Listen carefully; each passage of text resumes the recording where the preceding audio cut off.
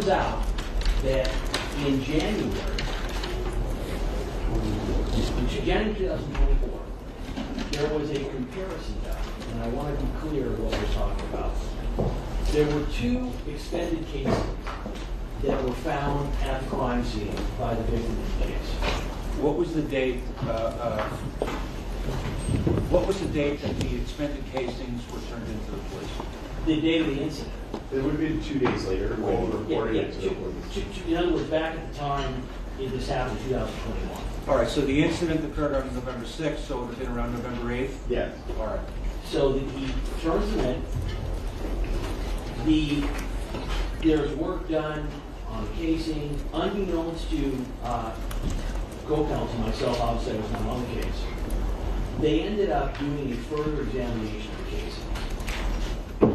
That examination revealed that, in fact, the 2 casings are consistent with having been fired. They're 9mm casings from certain 9mm handguns. There are some markings on the casings that are somewhat unique, and they can basically track them down to a much smaller subset of firearms that could have caused the marks on the casings.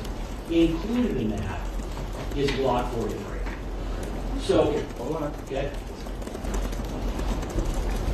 Did the report say that the casings could only have been fired from a Glock 43, or could a Glock 43 be among the type of firearms that the expended casings could have come from? Let me read the exact conclusion. Items 1A and 1B. Those are the casings. Those are the casings.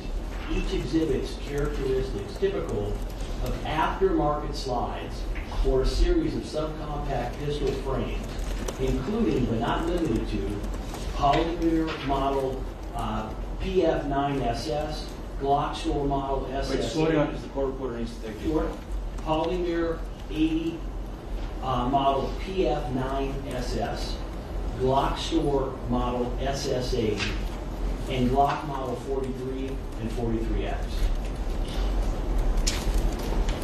We have been given information that, in fact, oftentimes and frequently when you're looking at casings, you're not able to get a whole lot of information. But it turns out that the markings on these casings are a bit more unique, and they are not only consistent, but the examiner will testify that the markings he has seen very rarely, and that where he has seen them, where they've been recorded, are with a Glock 43 pistol. What's the name of the examiner who did this ballistic comparison? The examiner's first name is going to be F-I-D-A-L, last name B-I-R-A-I-M-A-H. B-I-R-A. I-M-A-H. So the way this came about was we were looking at a different issue.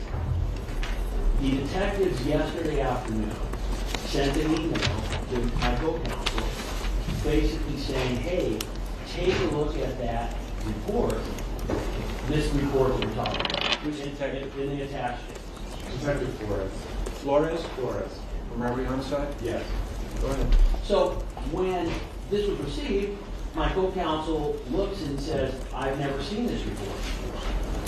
So he goes back in discovery, looks at emails. We don't have a report. So we instantly contact the defense, send them out the report. I want to be clear. The report is inculpatory, not exculpatory.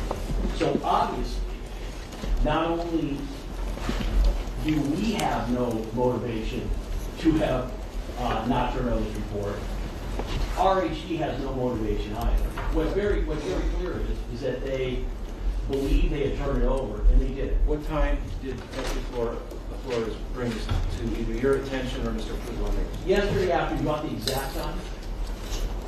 Approximately. It was yesterday afternoon. We were in court.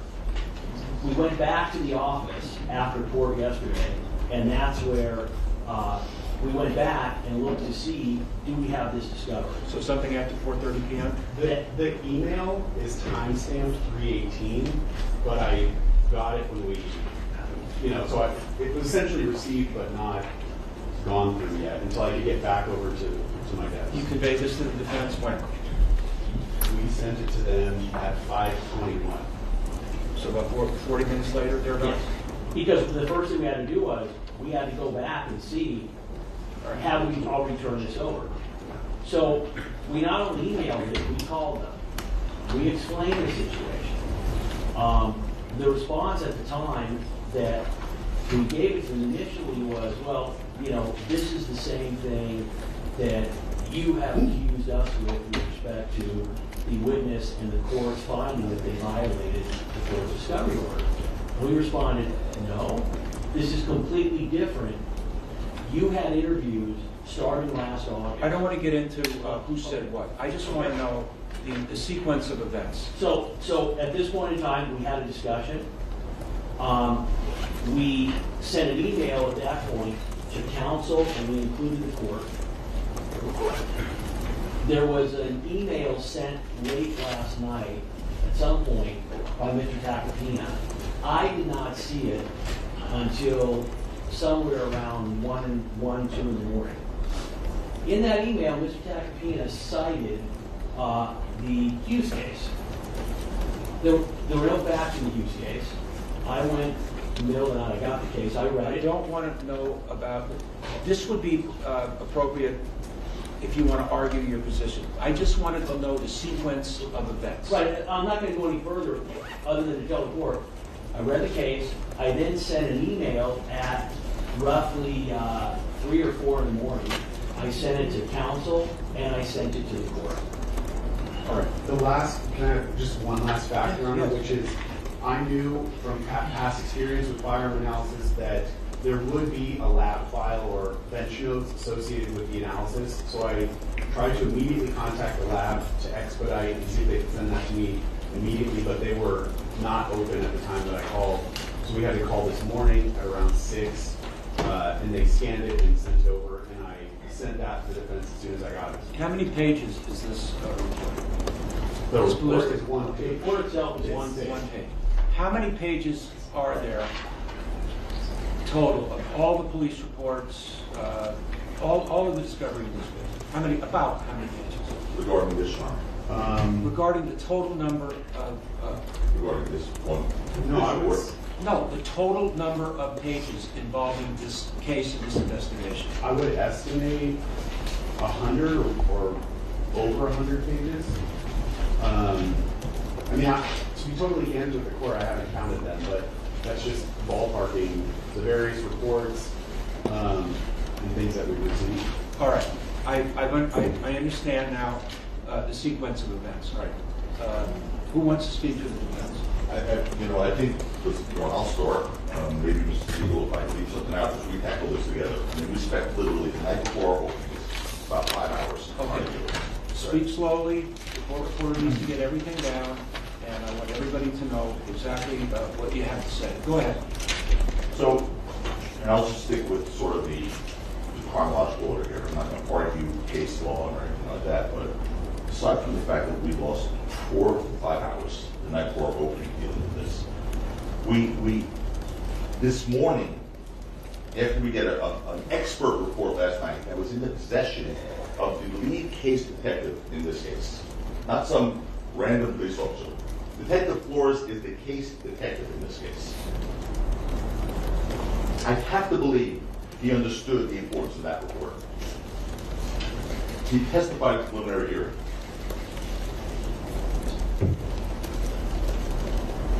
After we get that report that says, in conclusion, that the subcompact pistol frames, including but not limited to, which means absolutely nothing. So it could be a universe that we don't even understand of other pistols, and then goes on to list 3 of them here.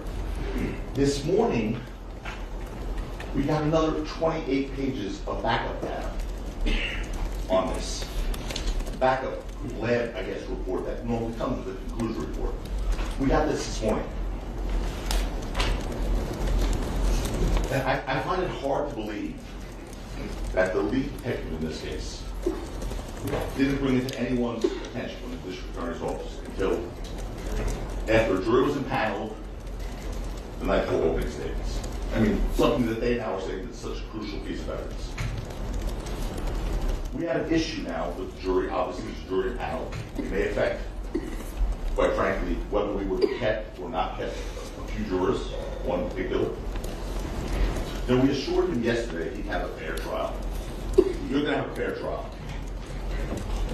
We've made issues regarding the veneer. You know that, Your Honor. I'm not going to rehash that. We're here. We're ready to open today. I don't even know how we're supposed to do this. This should be suppressed without question, because it changes the complexity of the case. At the very least, we have to quash this panel and start again, or strike jurors and reselect. I mean, I think even the district attorney said, okay, well, continuance is appropriate. We pick the jury. We're ready to go. This is something that, you know, to render fair and effective representation here, as we all assured Mr. Mayor we would have, in the midst of a trial that's already underway, we would need to locate and retain our own expert to conduct a scientific analysis. There are over 28 pages. It took them, according to them, it took them 1 week to do this. 1 week. And that's their own lab, with their own on-staff experts. And it took them a week. How long is it going to take us? We have to go find somebody first, hope he's available, the trial will be over.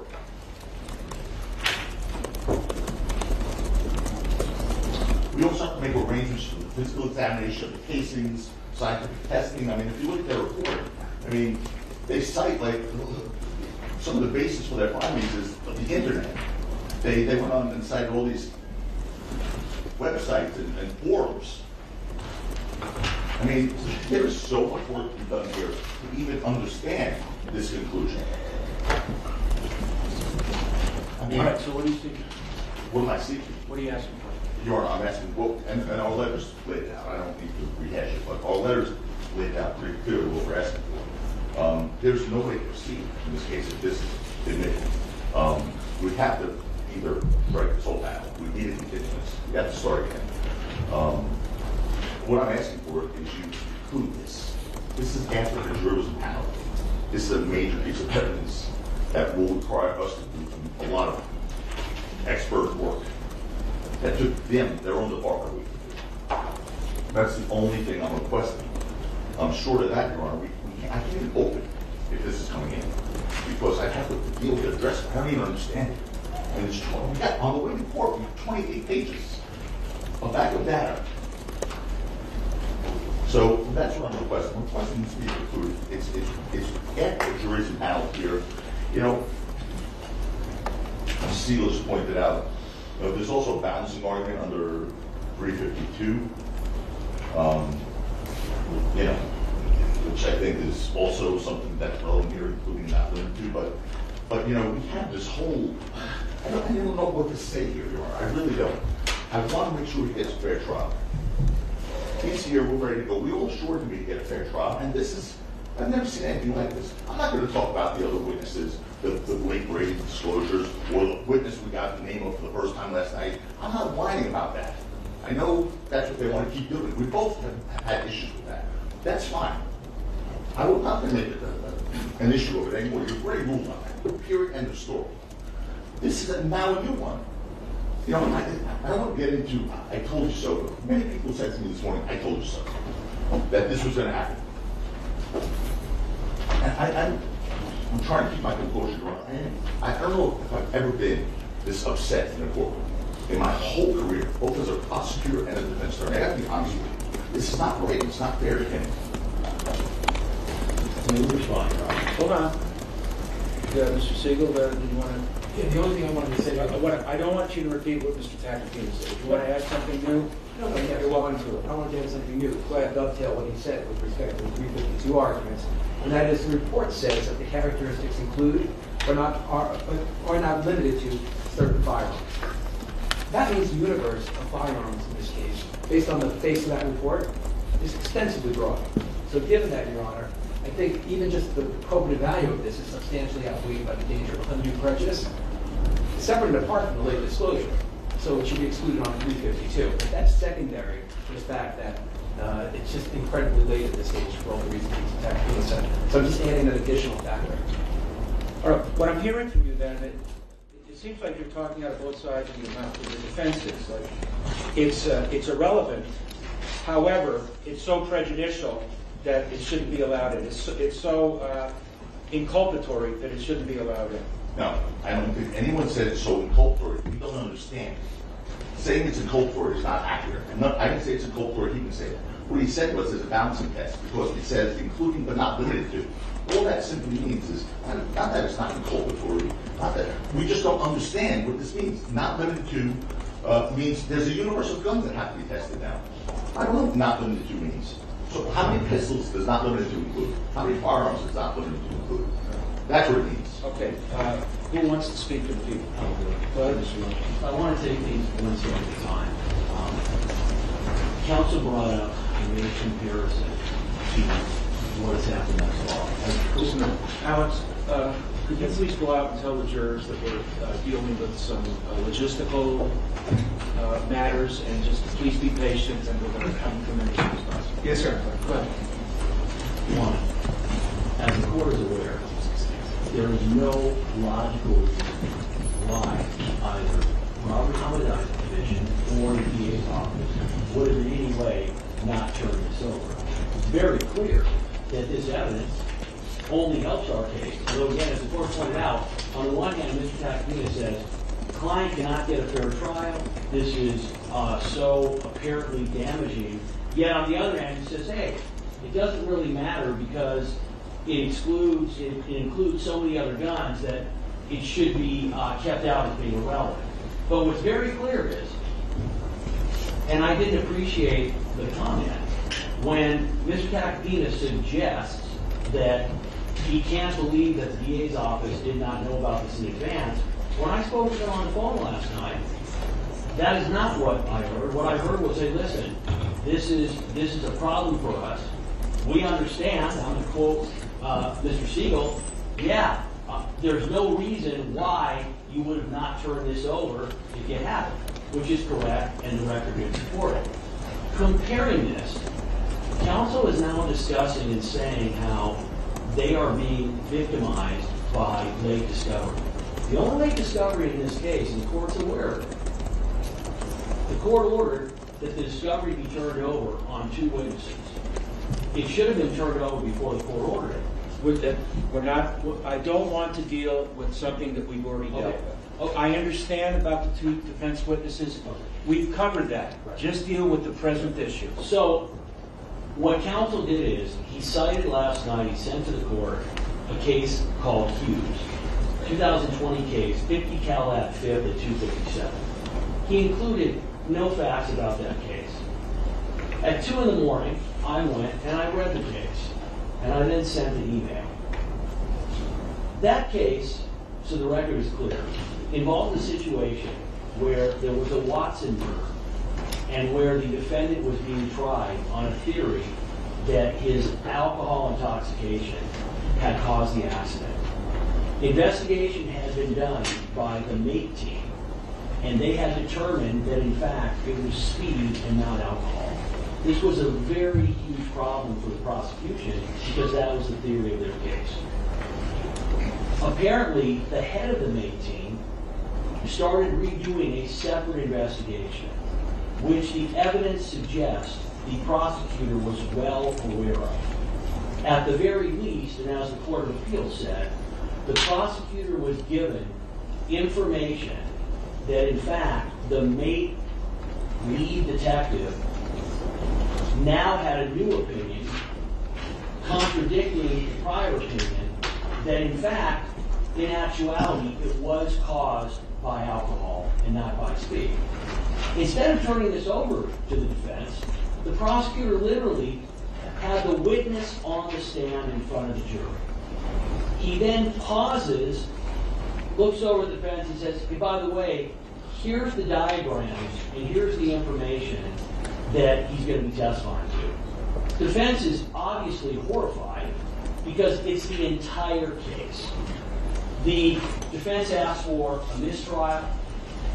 They asked for a continuance. They were both overruled. The Court of Appeals said, hey, listen, obviously the suppression of evidence, as the court is aware, and under the statute, is the last option a court can utilize, only after every other option has been determined to be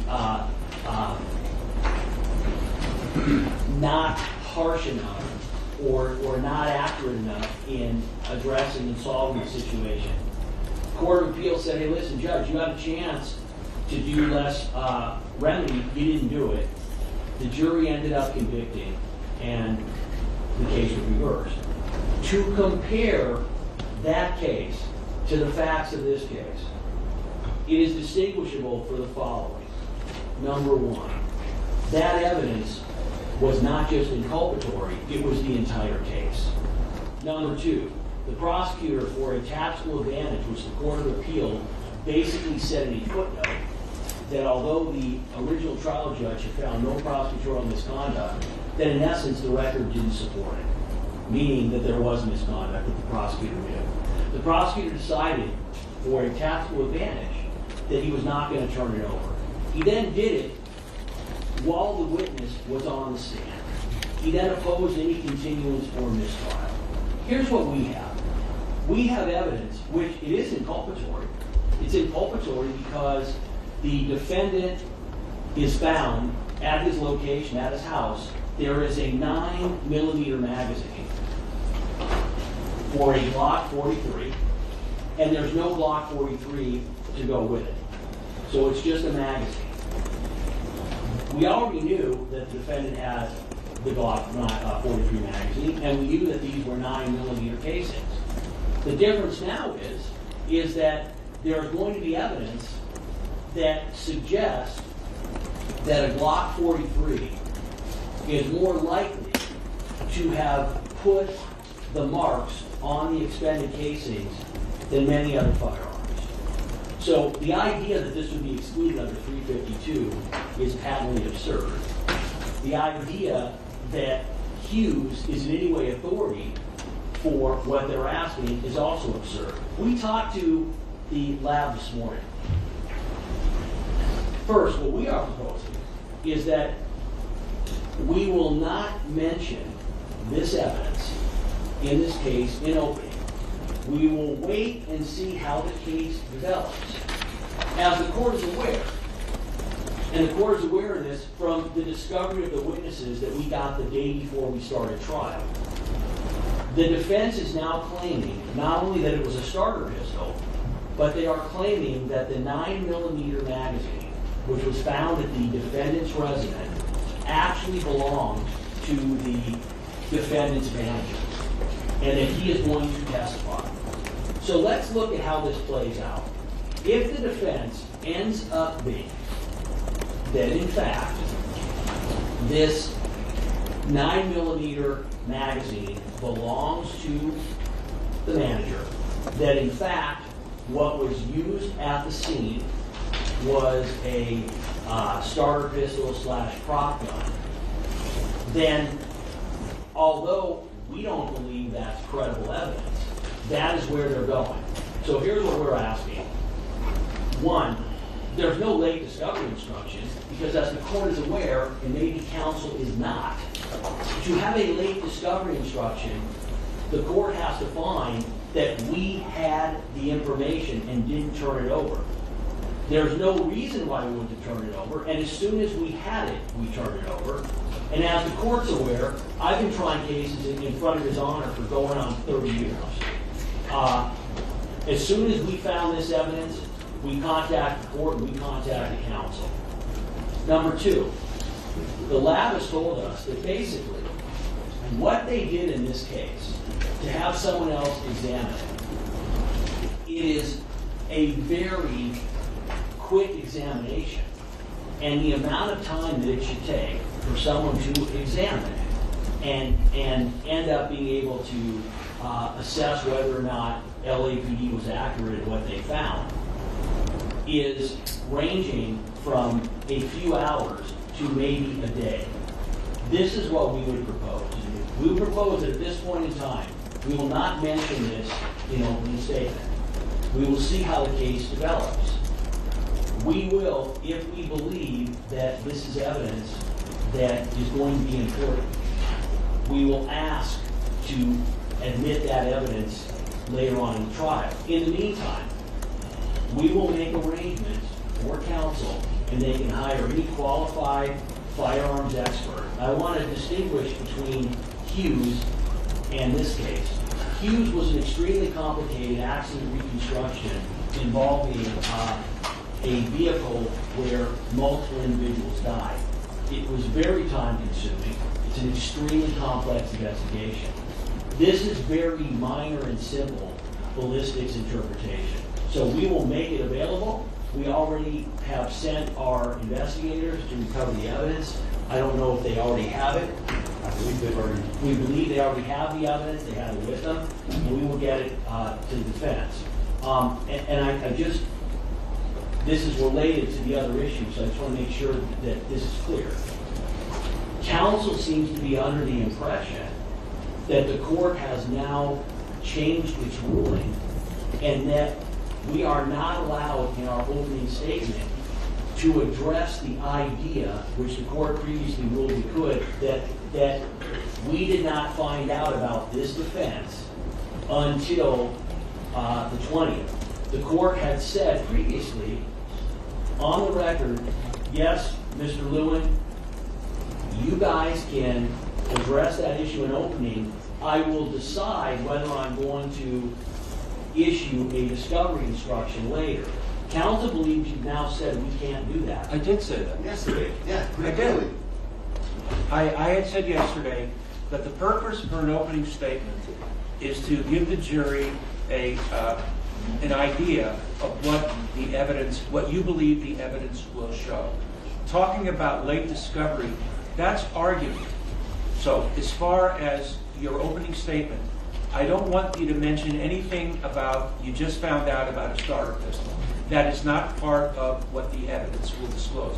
I talked about that yesterday. So, Your Honor, but I am correct. The court's original ruling was... Yeah, that is right. I said, originally, I said, yes, you can bring it up. Okay. But then after thinking about it, that's not part of an opening statement. So I don't want you touching it. Okay, understood. Go on with the present issue about the ballistic. So where we sit right now is that counsel is arguing two inconsistent positions. They're arguing that this evidence is so damaging that we have to start over. Now, that's not in a vacuum.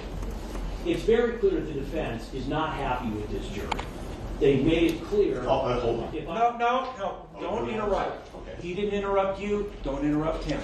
It is very clear by the comments the defense has made in court where they have repeatedly said that their client is not getting a fair trial because of what they believe is the composition of the jury, the fact that they have filed a writ, the fact that they have continued to bring this up, leads to the inescapable conclusion that what they are looking for is a way to start over. I believe, Your Honor, that what we have proposed is more than fair because in the end, Your Honor, they're arguing it both ways. As the court mentioned before I ever pointed out, they're arguing, if you let this in, Judge, my client can't get a fair trial. Oh, by the way, what's the value of this anyway? What does it matter? Again, my position would be the second argument is inaccurate. It is evidence that is helpful to our case.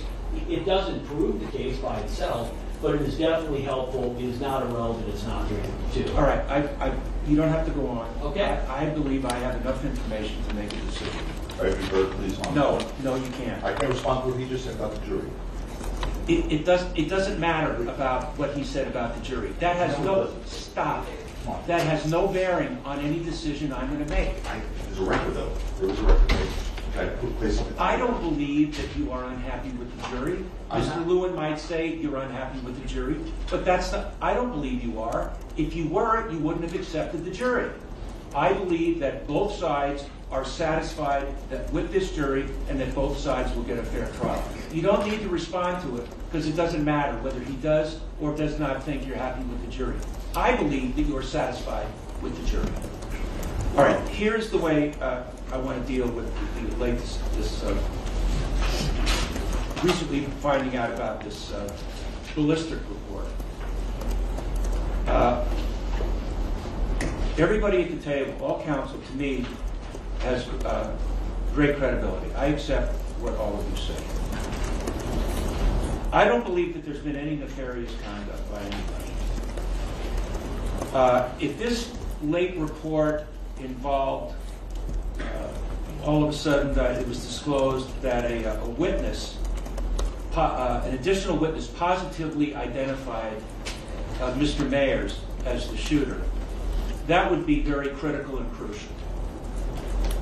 If a witness came forward and said, yeah, Mr. Mayers confessed to me that he shot ASAP Relic, that would be very critical and crucial. If a firearm, if a 9mm was recovered, that could be ballistically compared to the casings, and that just became discoverable or became disclosed, I think that would be critical. But that is not what happened here. What I'm seeing here is that the casings that were recovered were examined, and the opinion is they could have been fired from a Glock 43 or any other number of types of 9mm.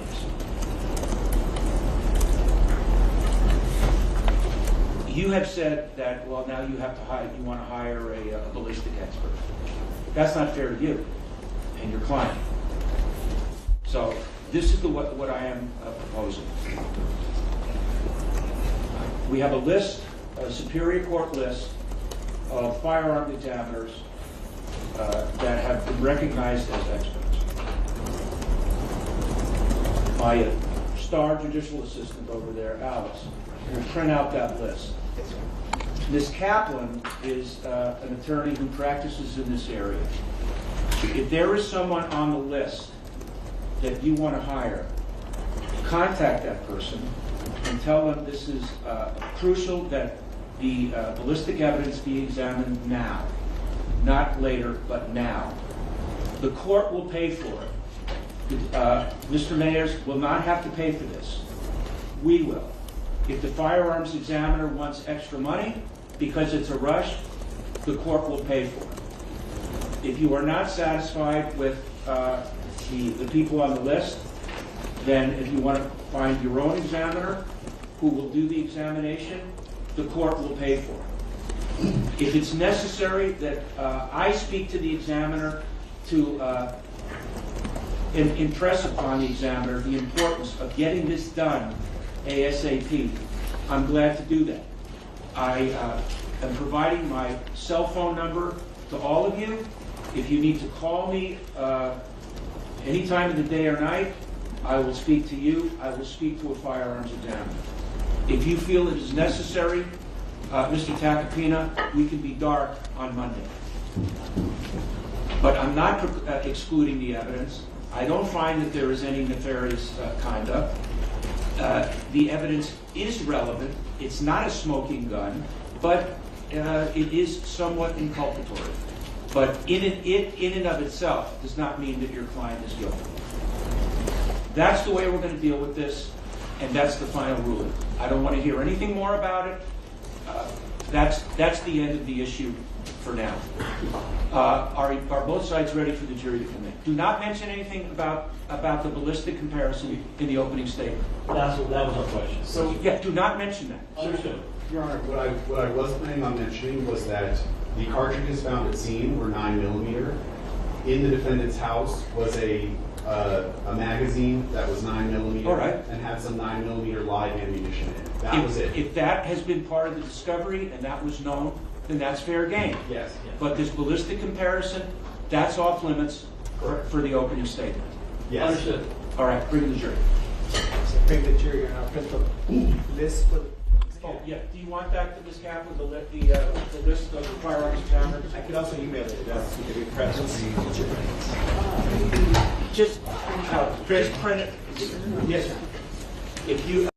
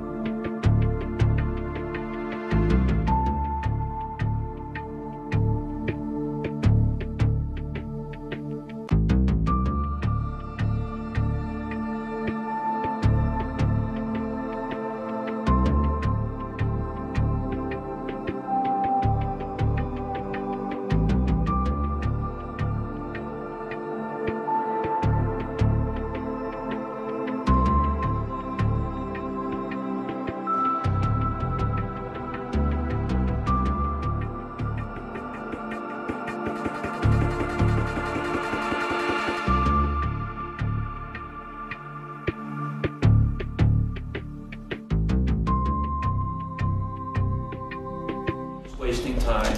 So, an issue arose that we had to deal with. We have dealt with it, but as a consequence, you folks had to wait for a half hour. I apologize. We will try to make you wait.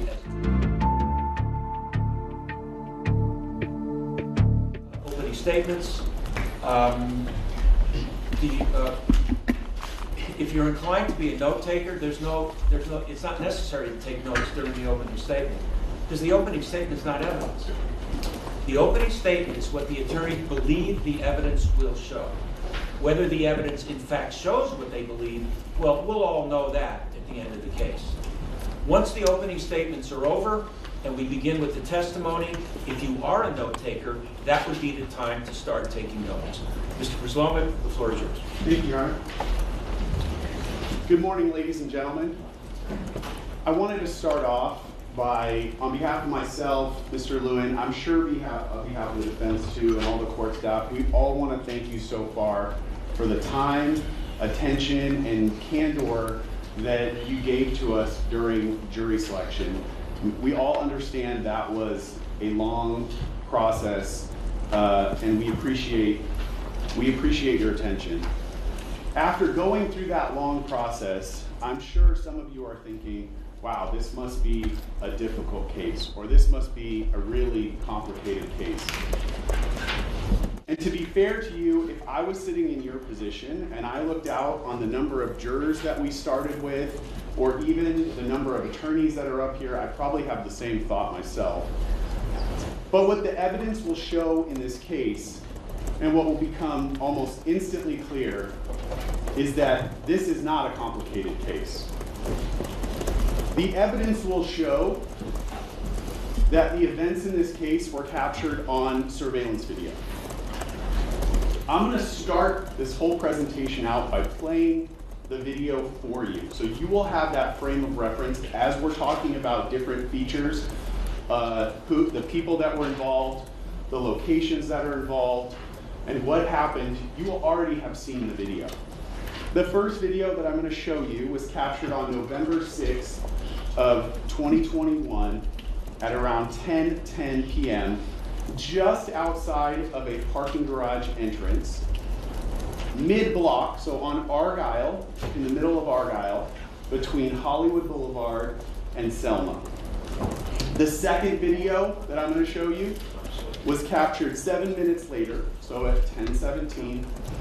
It was, if we're being generous, 2 blocks, maybe 1 city block away from the first location, down Argyle, around Selma, at a small intersection called Selma and Vista Del Mar. So I'm going to play the first video for you, that outside of the parking lot.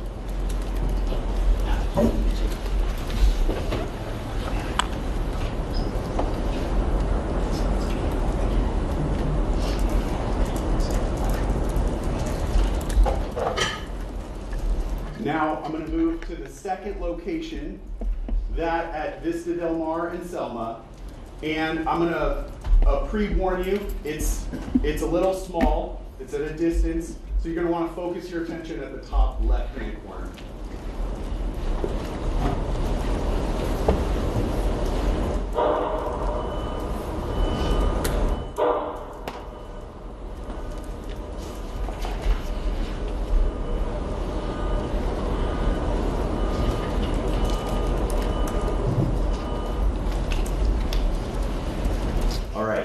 Now let's go over the details. As I said, the people that are involved, the location, and I'll give you an explanation of what you've seen on these 2 videos. This case takes place in the heart of Hollywood. This is the iconic Hollywood and Vine. The picture you see here is just a demonstrative picture of that intersection, but it's an iconic intersection in Hollywood. That intersection is about 1 block 1 block west and 1 block north of the crime scene. So for those of you who are familiar with Hollywood and that intersection, it's a pretty big landmark, and that's where I want to focus your attention. Now, the actual shooting in this case takes place on a much smaller street, Selma and Vista Del Mar. But this is the area around where that shooting took place. It is a very densely populated part of Hollywood, and there are some landmarks on there that you might be familiar with, just so that you can familiarize yourself with the location that we're talking about. The Capitol Records building at the top, the W Hotel, and Hollywood Boulevard.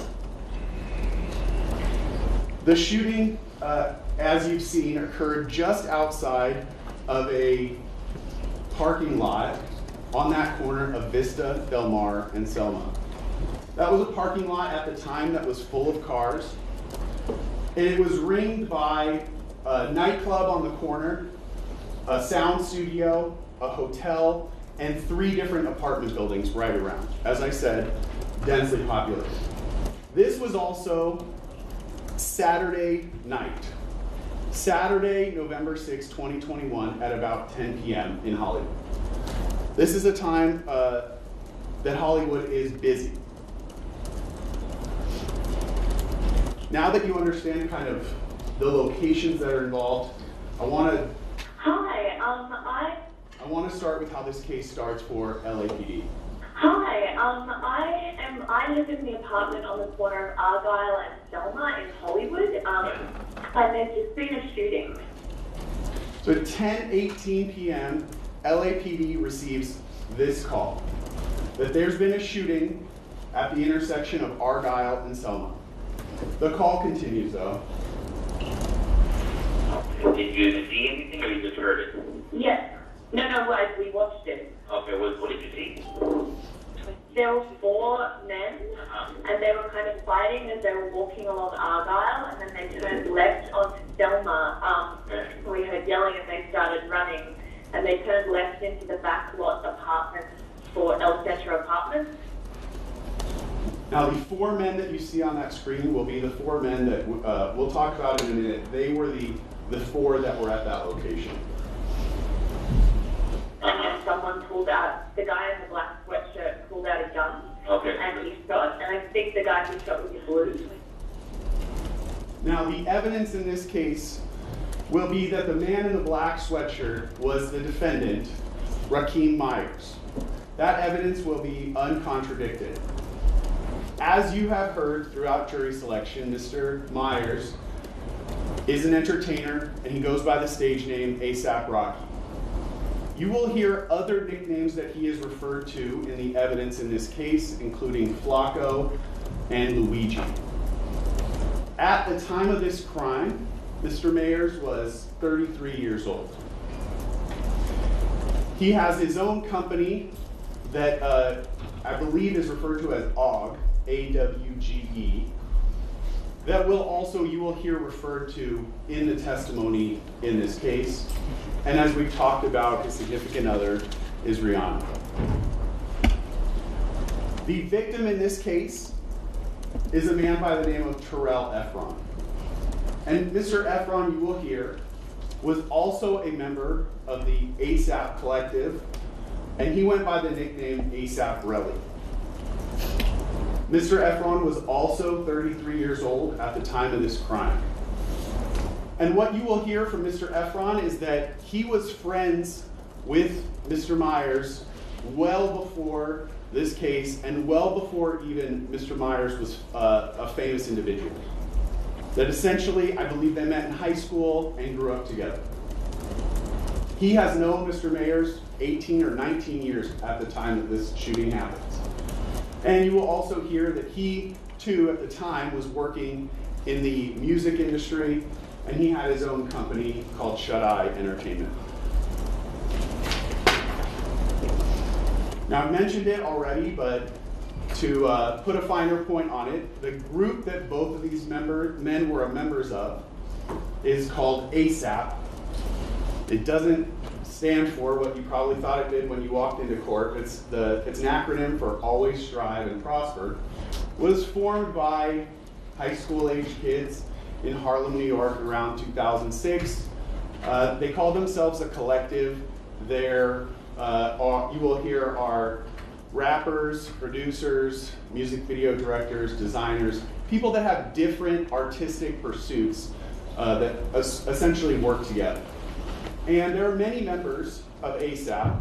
The ones that you will primarily hear in this case are obviously Mr. Myers, the victim, but also the two friends that were with Mr. Myers at the time this happened. And they go by A$AP Ills and A$AP 12E. And I will just pre-warn you that 12E gets spelled a bunch of different ways. It's not always consistent. And there will be one last member that you'll hear about briefly, who goes by the stage name A$AP Bari. Sometimes people refer to him as Young Lord. As I said, the four main members of this group that you will hear about are these four men. The victim is on the far right, Mr. Efron. The defendant is the next person to his left. As I said, A$AP 12E, his given name is Jamel Phillips, and the last is Elijah Ulanger, who goes by A$AP Ills. And these were the four men who were present at the time of both of these incidents. Now, I want to take you to that weekend, Saturday night in Hollywood. There was actually, at the time, a music festival or concert series going on known as Complex Con in Long Beach. And you will hear that Mr. Myers was to be a performer at that event the day after the shooting, was Sunday, November 7th. Now, although I told you that Mr. Myers and Mr. Efron were close at one point, you will hear that throughout their relationship there was tension between the two of them. And that tension was essentially building up to the night of November 6th, 2021. You will not hear all the reasons why there was tension between the two of them, but we will get to the point the day before this shooting, November 5th, 2021, when that tension kind of comes to a head. What happens on that day, Mr. Efron will tell you, is that he is in a car with that last member of the ASAP group that I talked about, ASAP Bari. The two of them are driving when ASAP Bari receives a phone call from Mr. Mayers. And ASAP Bari takes that call on speakerphone. So Mr. Efron, who's in the car, can hear both sides of the conversation. He can hear Mr. Mayers and he can also hear ASAP Bari. And in the course of that call, Mr.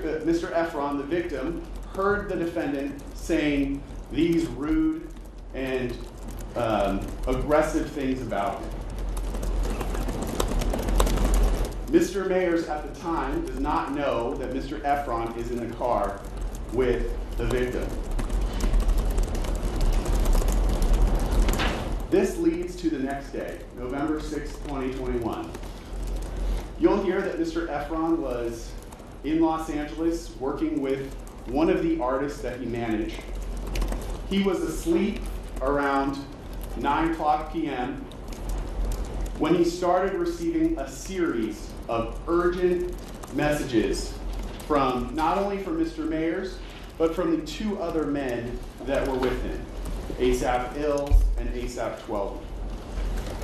And you'll hear that he received a number of calls kind of back to back to back from the three of them. Now, he didn't answer those calls because he was sleeping, but when he ultimately woke up, he saw that he had a number of missed calls. He also received text messages from Mr. Mayers that were aggressive, seeking a confrontation with him, asking him where he was. Mr. Mayers is on the left side of this conversation. Where are you at? Let's get to it. Stop ducking my calls. The messages that the victim's receiving are instantly aggressive towards him.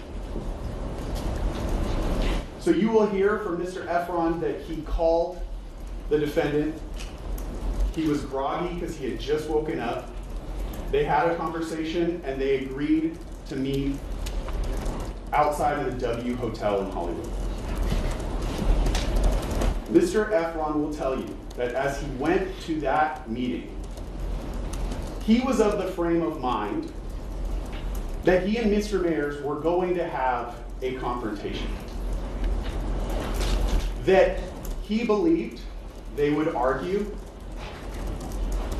and that ultimately this would lead to kind of repairing their relationship. So they would each be able to speak their piece and essentially fight like brothers do, and that it would ultimately bring them closer together. They would repair sort of the issues that they each had with each other.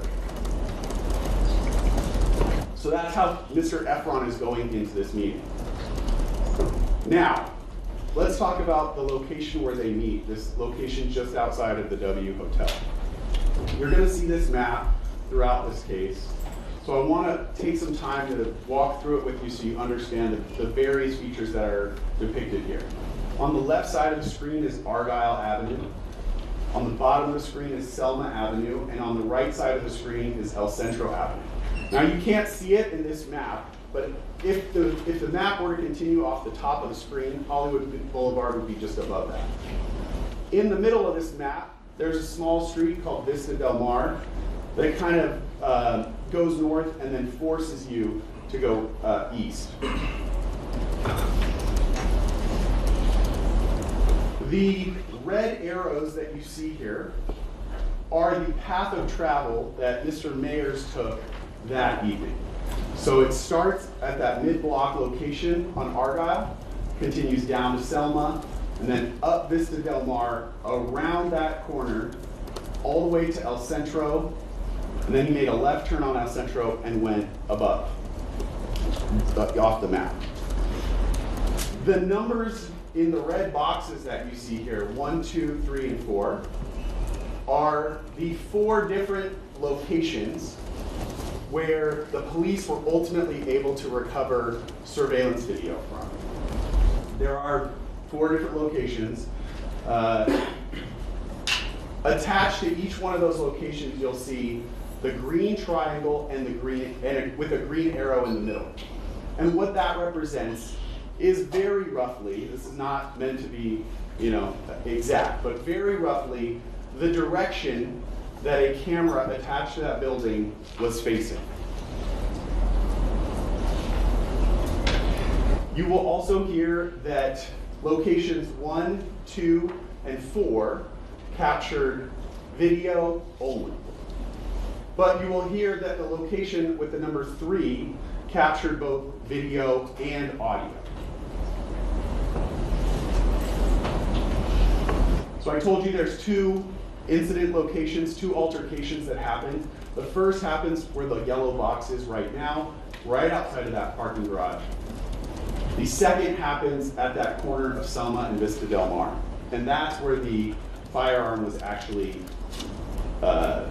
discharged, where the gunshots were fired. So the first location I want to focus on is that where the initial confrontation happens. This location is the entrance and exit of a parking structure.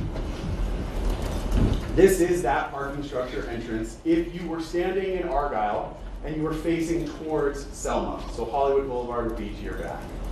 And the entrance is on the left-hand side there. And what you will see in the videos, this parking lot entrance has those hanging indicators on from the roof that tell you how tall the garage is, so that if you are driving a tall car, you don't, of course there's a fly buzzing around me, you don't run your car into the roof of the parking structure. And I point that out because when you watch the video, you'll actually see that red indicator as a kind of a line through the video, so you know what that is. At the mouth of that parking entrance, there are cameras that are facing the sidewalk. Those are the first view that we saw. And these cameras capture the initial encounter between the victim, Mr. Efron, who you see there, and the defendant, Mr. Mayers. And you can see that Ills is the first one to intervene to try to separate the two of them. And then at the very bottom of the screen, you see 12E putting his hand to try to also intervene and help separate them. Now I know it goes by quickly, and you're not as familiar with all these people, so I want to kind of break it down a little bit for you and show you what the evidence that you're going to receive throughout this case. The first person that you see in that video is the victim, Mr. Efron.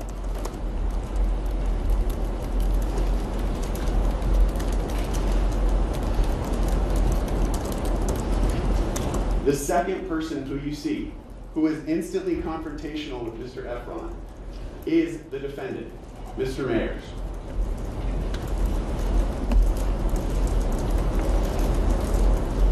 You see on the video that Mr. Mayers is immediately aggressive towards Mr. Efron. He's pulling at Mr. Efron's sweatshirt, and he's pushing Mr. Efron backward and pushes him off camera, out of camera view.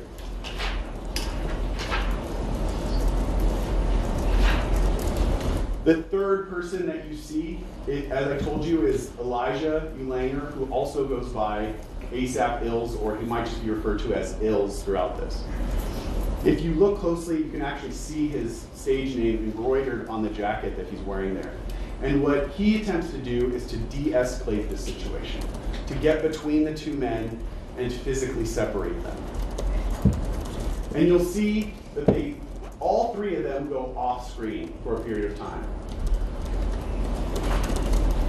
Mr. Efron will tell you that during the period of time that they are off screen is when the defendant first produces that semi-automatic pistol from his waistband. He pulls it out of his waistband and he's holding it to Mr. Efron. Mr. Efron will tell you that the defendant pointed the gun at his chest and was essentially trying to point the gun around Ills, who was between them. That at the time that he was pointing the gun at Mr. Efron, he was also threatening Mr. Efron. I'm going to kill you. Keep in mind, These men have known each other for a long time. And Mr. Efron will tell you, in his state of mind, he never believed that he was going to be shot. He never believed that the defendant would actually shoot him. He will tell you that had this been a stranger, someone he didn't know as well, he would have been petrified. As you can imagine, anyone pointing a gun at you would upset you. But he knows the defendant. He knows that Mr. Mayers is not going to shoot him. He knows so much so that he'll tell you he looked at the defendant and said, if you brought a gun, you should shoot it.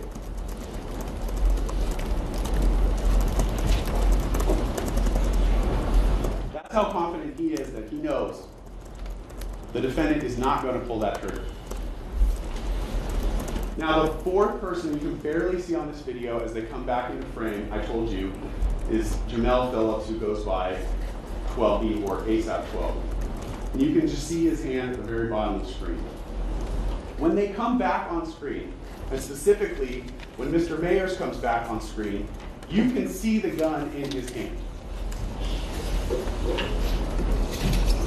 You will hear that that gun that he's holding is a semi-automatic pistol, or has features that are consistent with a semi-automatic pistol.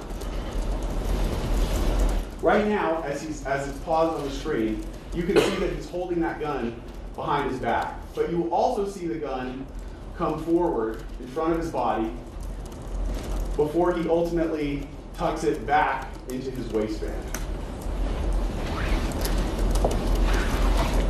And you will see from the video that there were bystanders. As I said, this is a busy Saturday night in Hollywood, walking by as this confrontation is taking place.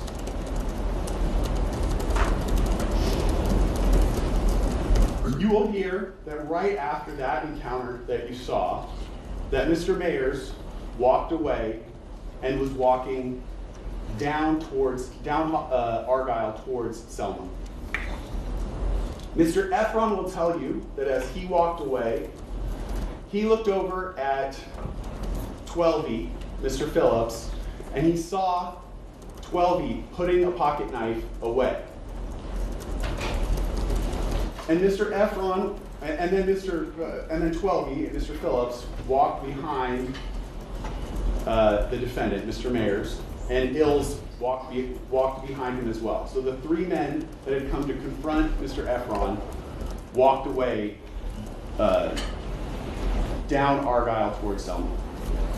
And Mr. Efron will tell you that at that moment, his mindset about the initial confrontation changed.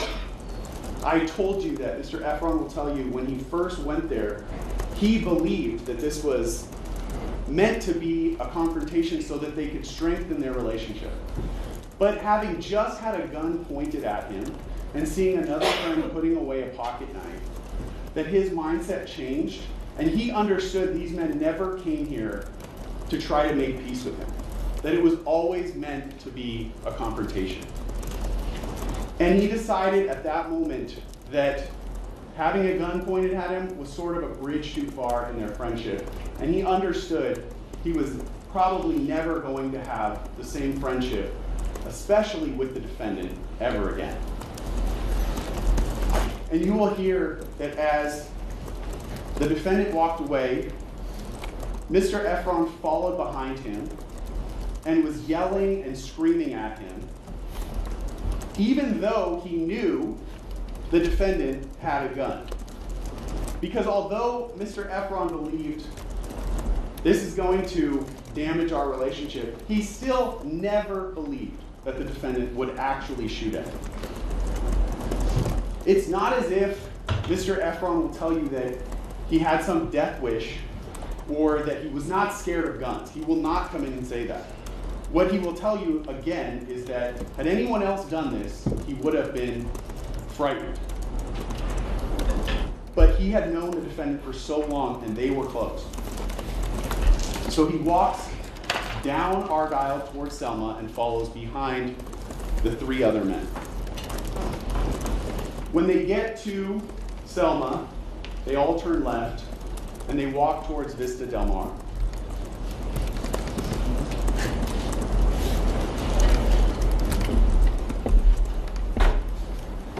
And they end up at that location we've talked about, that corner of Selma and Vista Del Mar. And as Mr. Mayers stepped off the curb, he walked into frame of the camera at location number 2 that's pointing towards Selma. Now I want to take you, before I play the video again, I want to take you to that corner so that you can see from that night what it looked like. It's a small street with a parking lot immediately adjacent to it that were full of parked cars. And at 10:17 p.m. when they arrived at that intersection and the defendant stepped off the street corner into view of camera number 2, you will see video from that location. The video that I've played for you already and that I'm going to play for you again is from that location number 2. You will also see, that's the main video that you're watching, but you'll see in the bottom right-hand corner, there's a smaller video on top of it. It kind of has a bluish tint to it. And that video is from another location behind building number 2 where the number 3 is. And the video that you're seeing from that location is identified there by the green arrow. But what's important about that video, because the video does not capture the shooting at location number 3. What location number 3 captures is audio. And it captures the sound of the gun being fired twice. This is the location number 2 where the camera, the video that actually captured that shooting was. You can see the cameras at the very top corner of the building, and it's about 3 properties away from the location that we're seeing. So again, the video is captured at a distance. It's a admittedly grainy video. It's not the most clear that you could possibly have, but it captures enough features that you can identify who is who when you watch this video. So I told you the main video that you're watching is from location number 2, and that smaller location number 3 is in the corner. Before I play the video, I want to orient you to what you're seeing. Along the top is Vista Del Mar. The parking lot is just out of view of the camera at the top of the screen. Along the top left-hand corner is Selma, forms that intersection. The red arrow is the defendant, Mr. Mayers. And the green arrow is the victim, Mr. Efron.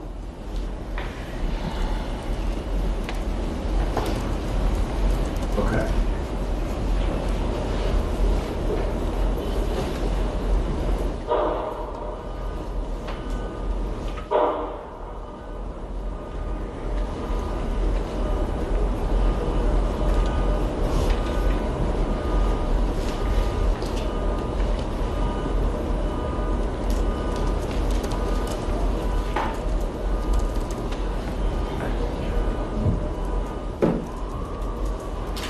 Now what you see as the video plays is the various cameras on location number 2 switching between 3 different cameras that are mounted to that building. What's important about that, towards the end of the video, you'll see as Mr. Mayers is running away from the location, running down Vista Del Mar towards El Centro, he trips a floodlight that's motion activated, and when you watch the video closely, that floodlight is captured by both locations. So location number 2 and location number 3, those cameras each capture that floodlight turning on. And when you watch the videos together, you can see that moment in time when the lights flash on, line up. And that's how you know the sound correlates with the video that you're seeing playing at the same time from a different location. Now, I told you, we all know the video from location number 2 is from a distance. If you zoom in on the area where this incident happened, and we will play a zoomed in version of this video, what you see is a very pixelated image. But what even that captures still are the colors the individuals are wearing, which is how you can distinguish who is who on the video. And you'll see Mr. Efron on the far left. Ills is just next to him. 12E, who's wearing the red jacket, is just next to Ills. And then the defendant, who's wearing all black, is at the bottom of the screen. Again, I understand if you watch this video one time, you may not pick up these features, but as you watch it repeatedly, you'll be able to tell who is who. And you'll also be able to tell when you watch these videos in sequence, because they walk in front of other cameras that are far more clear, that you can easily identify who is who on this video. So this is the zoomed in version of that incident. This does not have any audio.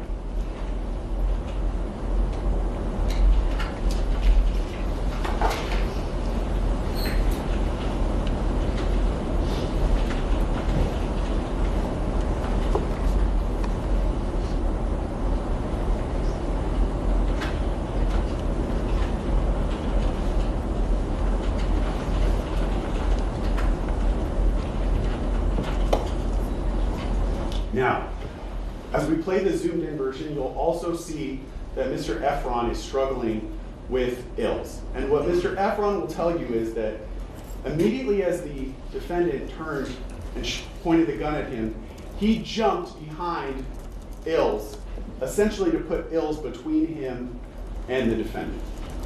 And you'll see on the video the defendant lunging one way and then the other way around Ills, trying to get at the victim who is holding Ills in front of him. Now, despite how dangerous this is, having a semi-automatic pistol pointed at you and discharged twice, you will hear that Mr. Efron was not seriously injured by this shooting. He has these injuries to the middle knuckle of one of his hands. Mr. Efron will tell you that at the time the shooting was happening, he immediately felt a burning sensation to his hand, which led him to believe that these were grazed wounds from one of the bullets that was shot at him. Perhaps they were. Perhaps they were not.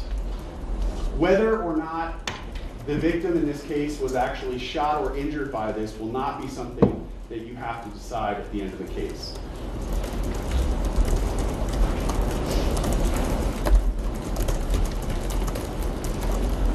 We ask you to wait until the end of the case when the judge instructs you on the law, what elements are actually required to be proven before you make any decision. And to listen to the charges specifically and not consider charges that the defendant is not charged with.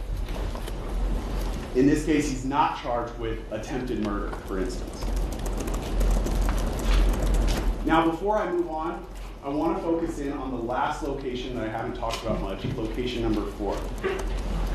That location is a loading dock for this building on El Centro. It's right at the corner of El Centro and Vista Del Mar. And what you'll see in the video from that location is the defendant, Mr. Mayers, and his companion, 12E, walking from Vista Del Mar up El Centro towards Hollywood Boulevard. The arrows indicate their path of travel. They're going to come from that corner and then walk up El Centro. The camera itself is in that red circle. And you'll see this video is far more clear. And you'll see features of their clothing that you can match up to the clothing from the other videos that we've already watched. For instance, I mean, you can see just from Mr. Mayer's facial features that he's the one wearing all black. You can see from his facial features compared to the video from the parking structure. And then, as I said, the various features of his clothing, the rhinestones on the hood of his sweatshirt in both videos, and the design, the rhinestone design on the chest of his sweatshirt at both videos. And taking all the videos in their totality and comparing them is how you'll be able to decide on the video who is who.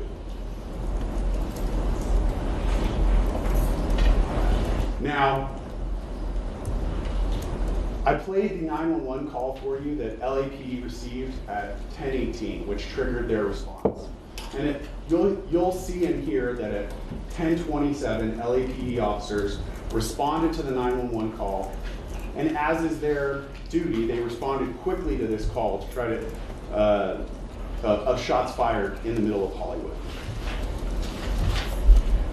You will hear from at least one of the officers who responded to that location, and the officer will tell you that as part of their uniform, they wear cameras that are mounted to their chest, and you will actually get to watch camera that captures the police response. After this shooting, the evidence will be that all four of these men, the defendant, 12E, Ills, and the victim, all left the scene. You'll hear that there were at least 2 people who called 911 to report this crime who were just people living in the surrounding area, not actually involved in the altercation itself. You'll hear that the 911 callers were reporting different information. So the first call would be that the gunshots were fired at Argyle and Selma. The second call will be that the gunshots were fired in the area closer to Vista Del Mar and El Centro. You will hear from the officer that as they responded, they come to the scene looking for a victim. That's their primary focus, trying to find anyone who needs immediate life-saving attention. Their second focus will be looking for the potential suspects if they can find them. And you'll hear from the officer that as he's receiving information that's taking him to different locations, he's actually going between the different locations and trying to piece together what happened. But what will be important from his testimony is that he is not given a precise location to exactly where this shooting happened. And with the limited information that he has, he and his partners are doing the best job that they can to find any victims, any suspects, or any evidence of a shooting. You'll hear the officer talk to different people who were just out and about, try to figure out what was going on, that neither of the 911 callers would meet with them, and that they searched not only the surrounding streets, but they primarily focused on the parking lot that was right at that corner of Vista Del Mar and Selma, because the second 911 caller had told him, or had relayed that it was possible that the shooting was happening into a car. The officer will tell you that they searched the area and they did not find any evidence of a shooting. They didn't find a victim with injuries, they didn't find any of the suspects, and they didn't find any discharged cartridge cases, which are what come out of a gun after you discharge it, in the surrounding area. But again, they don't know exactly where to look with the limited information that they're given.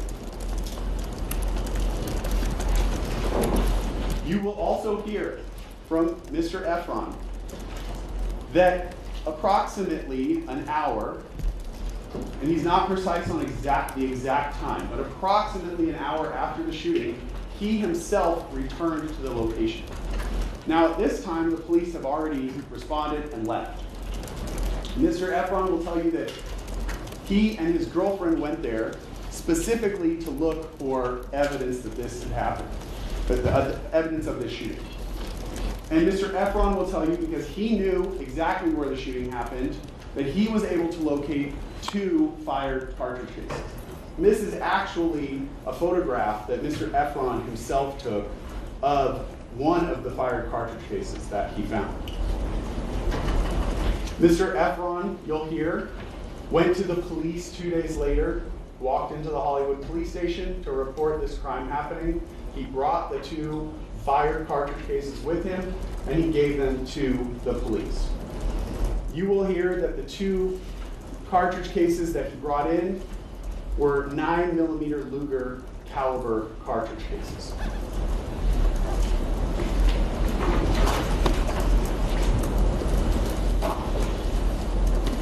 However, you will also hear from Mr. Efron that immediately after the shooting, about an hour and a half later, he started text messaging the defendant. And he text messaged the defendant, "You try killing me." That was the first message he sent to him. And you'll hear that Mr. Mayer's response was to deny that anything happened. The defendant, in abbreviation, says, "What the fuck is you talking about? Why are you telling people I shot at you?" Denying that any shooting has even happened. Mr. Efron confronts him again. "You set me up to try to take me from my daughter." And the defendant responds, "I tried to do what? I know you hate me, I hate you too." The defendant responds again, "Stop making shit up." Again, denying any confrontation took place. Certainly any shooting.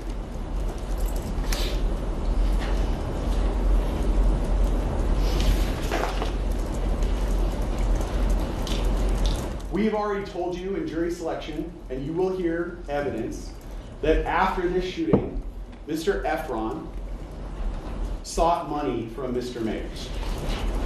In fact, right, hours after the shootings, this is the next day, November 7th, in the early morning hours, 3:40 a.m., you'll hear that Mr. Efron sent a message to one of his friends saying that he wants money.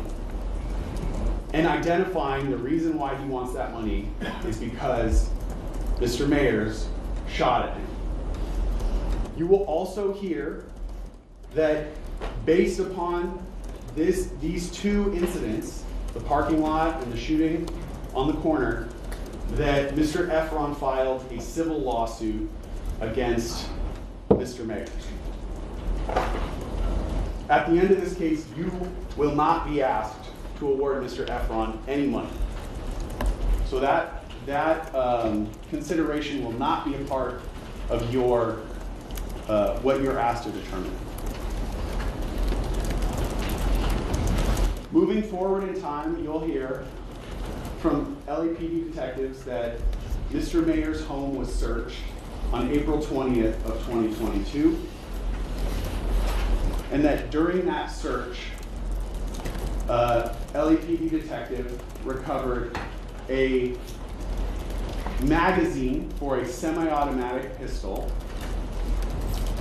that was 9mm caliber, and that it was loaded with 6 unfired 9mm Luger rounds of live ammunition. You will hear that these items were found in Mr. Mayer's bedroom closet. You will also hear that there was no handgun that was 9mm in Mr. Mayer's home that was for that magazine. So you have a 9mm magazine, but no handgun to go with it. The last point I want to leave you with before I conclude is that we expect, in this case, that the defense will call 12B, Mr. Phillips, to testify. At the time of the shooting, again, he's friends with all these participants. He's 32 years old. And it is expected that he will testify that the defendant was in fact the person on the video who fired the 2 gunshots that we hear. So it will essentially be uncontested that Mr. Mayers was the person who fired the gun at that street corner, and that he will tell you the gun that the defendant fired was a starter pistol.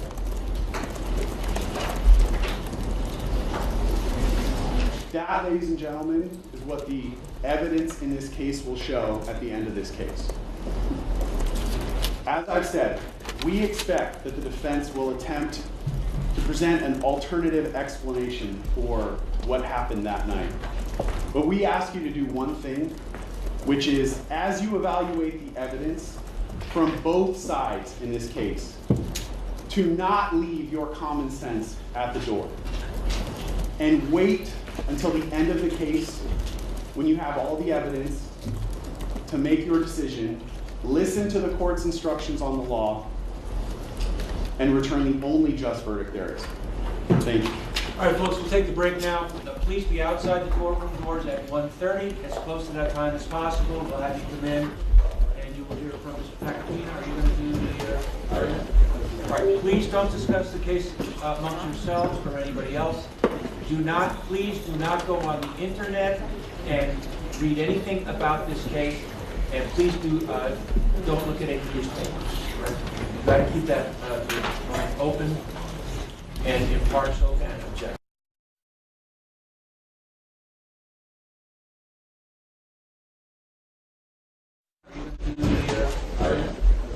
Please don't discuss the case amongst yourselves or anybody else.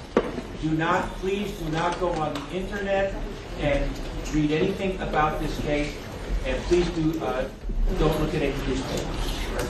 You've got to keep that line open and impartial and objective.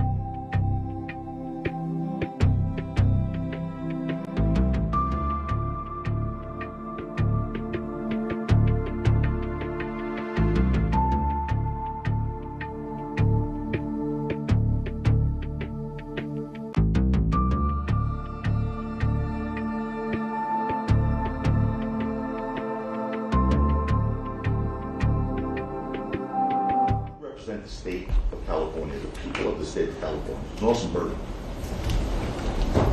And there's no greater service a citizen of this country can do than serve in the military or do what you're being asked to do right now. Stand in judgment of another person in a matter of such great importance. It's an incredible burden to bear. But that's why the 16 of you were chosen. There were 106 people here. You made the cut because you all, and even the alternates, assured us that you could carry out that burden fairly, impartially, without a bias, without a closed mind. Listen to the evidence carefully before rendering your decision, you promised. And to base your decision only on the evidence, not some preconceived notions stemming from the nature of this case or what you may have read or heard. This is entirely arguable. But just on facts. And to abide by the basic tenets of our Constitution, proof beyond a reasonable doubt and a presumption of innocence. And they're not mere technicalities, instead they're the backbone of this country. A person is presumed innocent, the Judge Ray told you. And it means he is, in fact, innocent until and unless the prosecution proves otherwise beyond a reasonable doubt. A reasonable doubt, the judge will give you the law later at the end of the case. But it's a doubt that will cause you to hesitate in a matter of importance in your own life. I submit to you the decision you make in this case, at the end, will be the most important decision in the life of Reverend Mayors and his family. And I'm confident that if you apply the standard and hold the prosecution to the burden of proving each and every element of both counts, beyond that doubt, the reasonable doubt, this will work out. And that's why the 16 of you was one as jurors. Look, this is serious business, and I just want to tell you one last thing before we dive in. I just think some jurors, some people when they become jurors forget. No one here is going to, both sides are not going to ask you to do anything you don't do in your everyday life. No one's going to ask you to do anything when you're assessing credibility, when you make determinations of credibility. Nothing you don't do in your everyday life. Whether someone's telling the truth, whether they're lying, whether they're mistaken. Just bring your everyday life experiences and you'll be the best jurors possible. There is no magic formula, there is no elixir, and as you now know, there is no jury school. Use your God-given common sense in looking at this evidence. I know that will package you this case. Ladies and gentlemen of the jury, my name is Joe Tacopina, along with Sarah Kaplan and Chad Siegel. I have the absolute honor and privilege to represent Reverend Mayors, known globally as A$AP Rocky.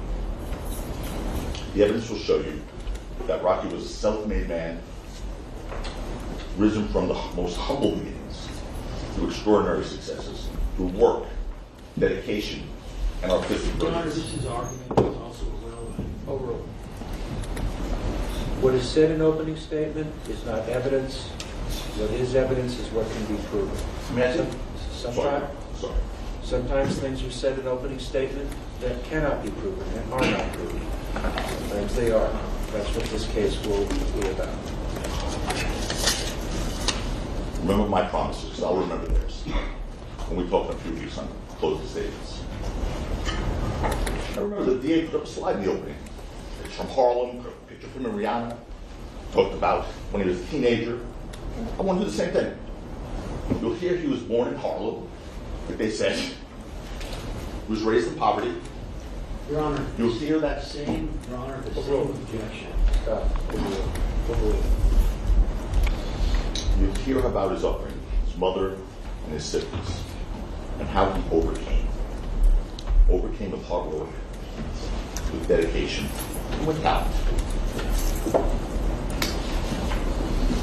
Rocky is not only I do want you to stick to what you think the evidence will show. yes, sir. I do believe the evidence will show that, but I'm going to get deeper into these facts. But what the evidence will also show is he's not only a celebrated artist and a fashion icon, he's a man who raised a beautiful family. That's the district attorney put the picture. His significant other. Your Honor, You got to get to the facts of the case. You're going to hear the stark contrast in two individuals, Rocky on one side, Rel Efron on the other side, known as Relly. He represents a very different narrative. The evidence will show you that this Relly presents himself to the world as a wealthy, successful man, source like that he's a reporting artist, businessman. He flaunts a very lavish lifestyle on social media.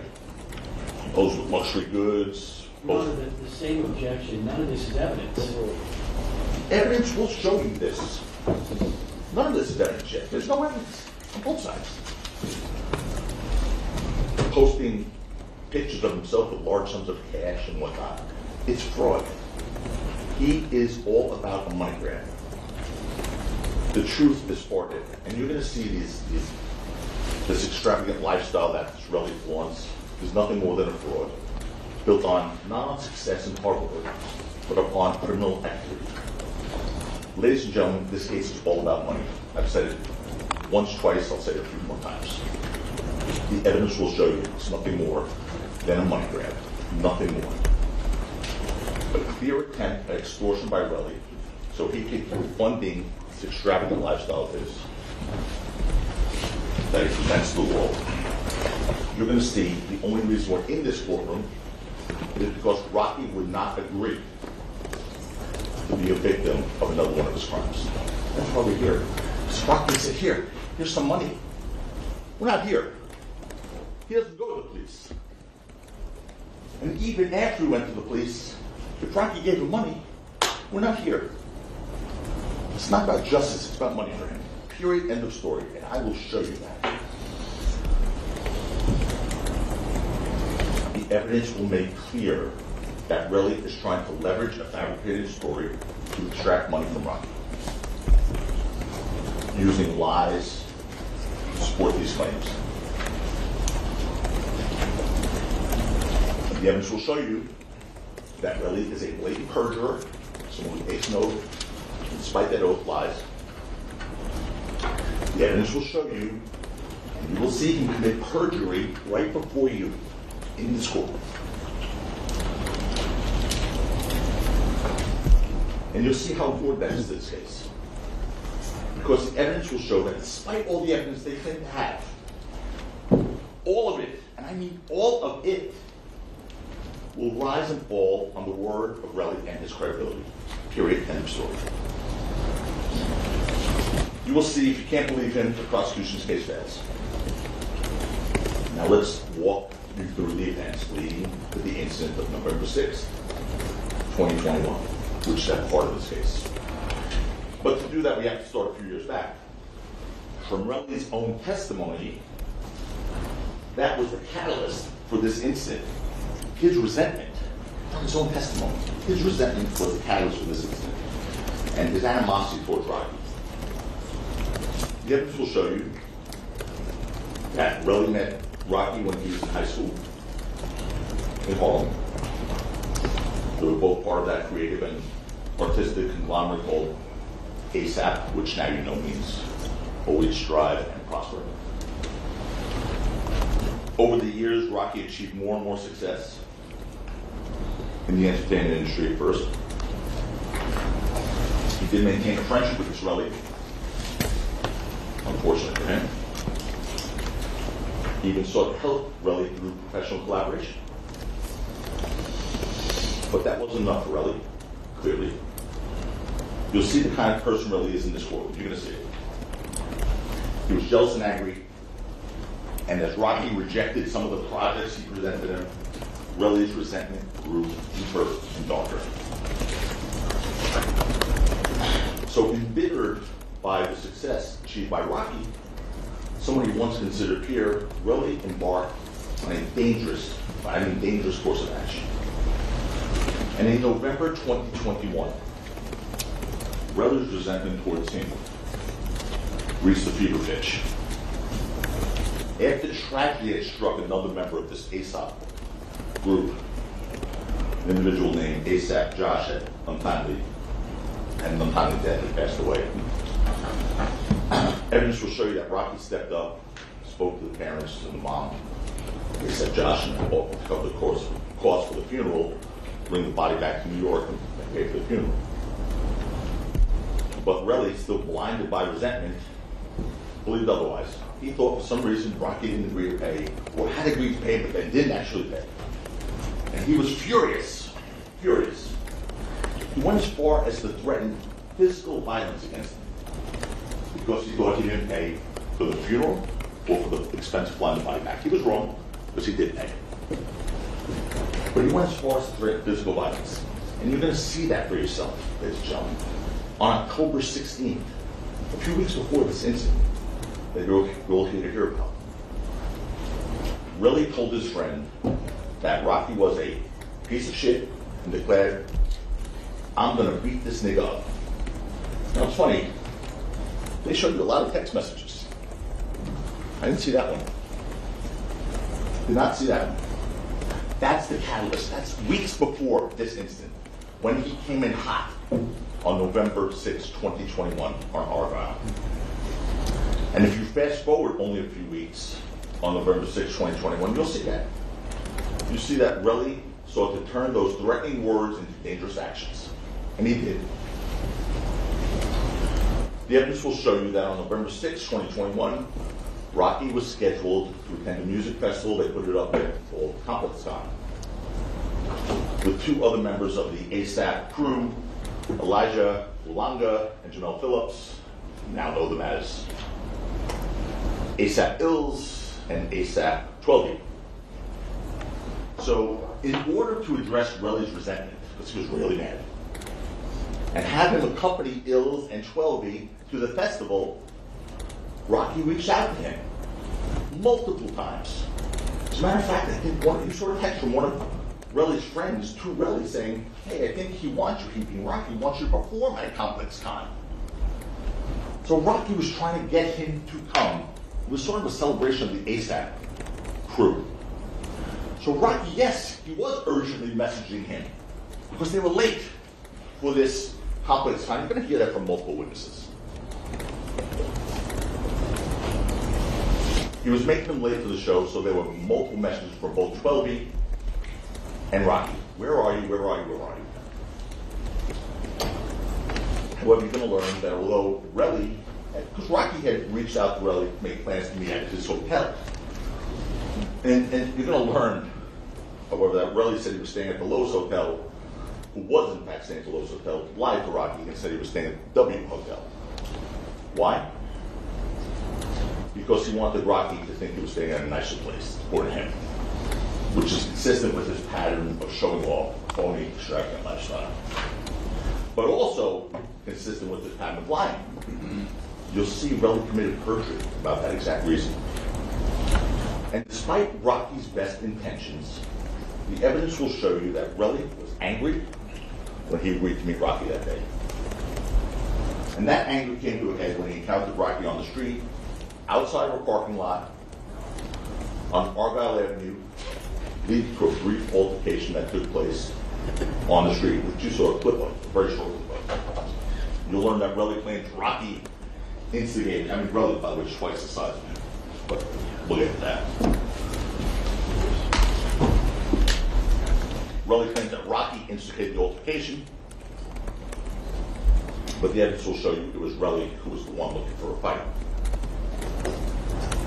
And you'll hear about Relly's day in the hours before meeting Rocky. You'll hear what happened in that day, independent of Rocky in that day. You'll hear Relly's claim that Rocky pressed a gun to his stomach, to his chest, and his head. But the evidence, the independent evidence, the stuff that you don't need Relly's word for, will show you otherwise. Fortunately, the video evidence from the parking garage captured the incident.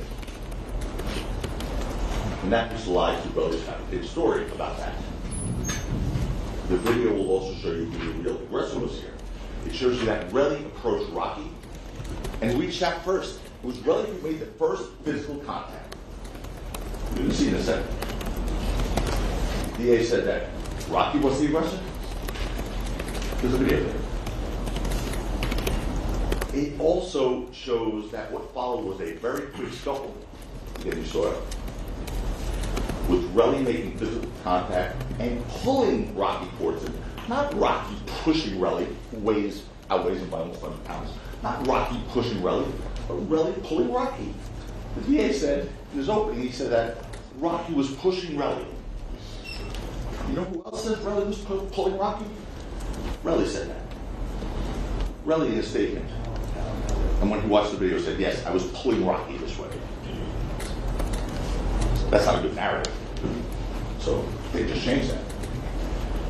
But Relly has made statements about this incident.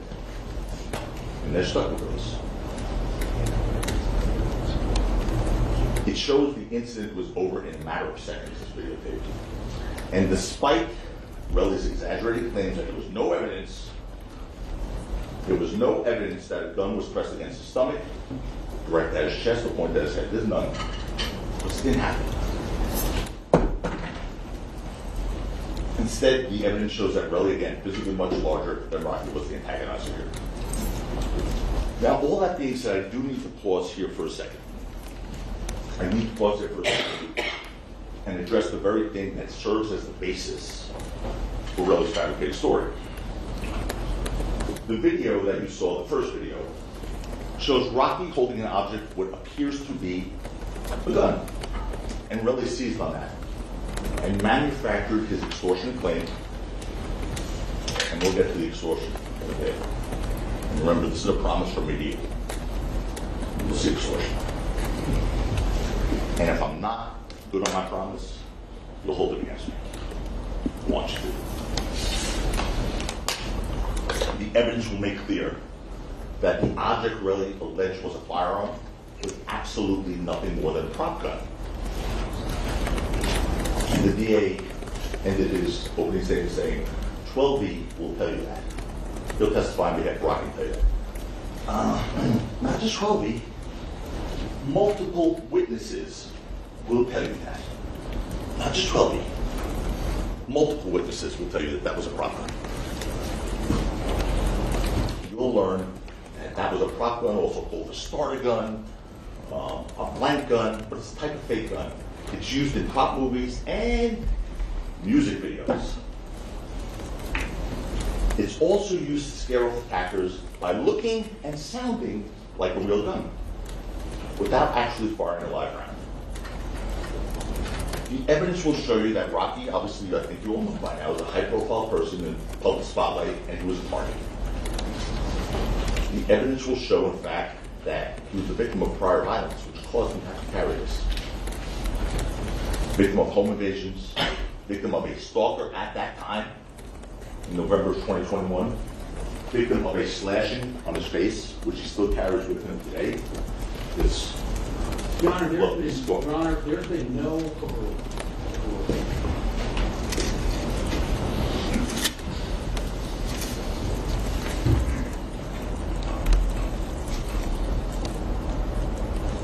Rocky was advised by security to carry a prop gun to scare off potential attackers. And by the way, folks, listen to this one. Rocky was licensed to possess firearms and licensed to carry firearms in November of 2021. He was licensed by the state of California. He could have legally had his own firearm. He didn't want to carry a real gun, though. Despite his ability to do so legally, he didn't want to carry a real gun. For fear that he would either injure someone or himself. Again, I want to repeat that. He didn't need to hide a gun, carry an illegal gun. He was licensed to carry a gun in this state. So you're going to learn that in July 2021, a few months before the incident with Relly, Rocky was in a music video with Rihanna that had prop guns in it. The evidence will show you that Rocky took one of them, which he carried as a security measure, as he was advised to do to scare off potential attackers. And that's exactly what he tried to do with Relly on November 6, 2021. Unfortunately, you hear that Relly was not to be deterred Not scared because Relly knew that that gun wasn't real. There will be evidence to that fact. And all of Rocky's friends knew that Rocky carried a prop gun for safety. All of them.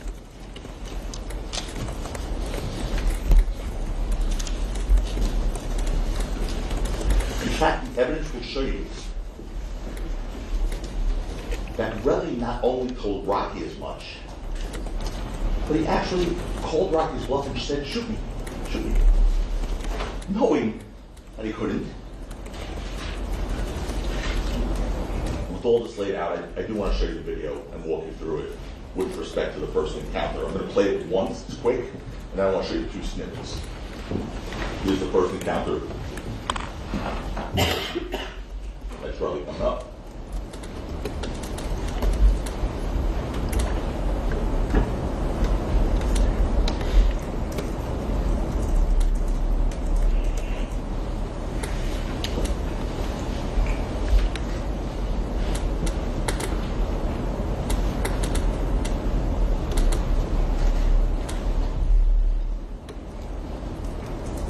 Okay, now,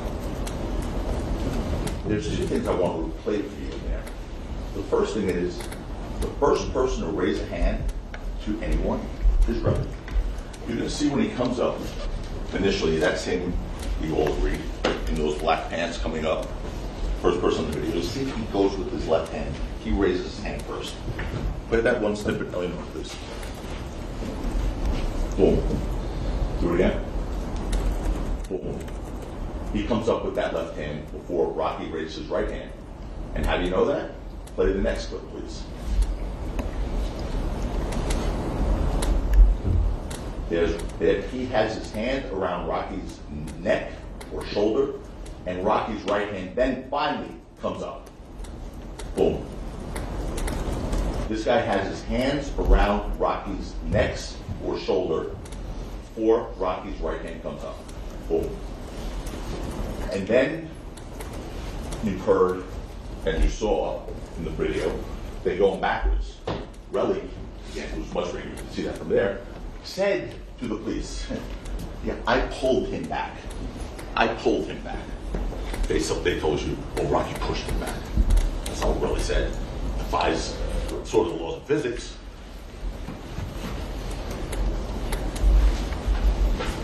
He outweighs him by almost 100 pounds. Relly pulled him back.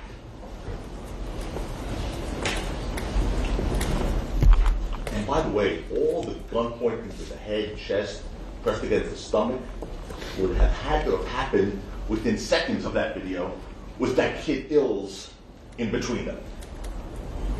Seconds. You saw none of that on the video.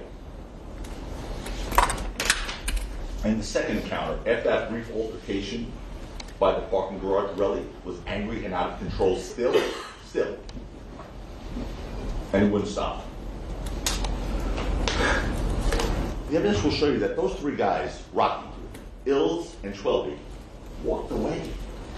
They walked away. There was a map put up here. I don't have one of those. It was nice. It was a map showing where the first thing happened, and then there was a block, and then a walk around the block where the second thing happened. That guy followed them around 2 corners. Around 2 corners, pursuing them. He hadn't had enough, apparently.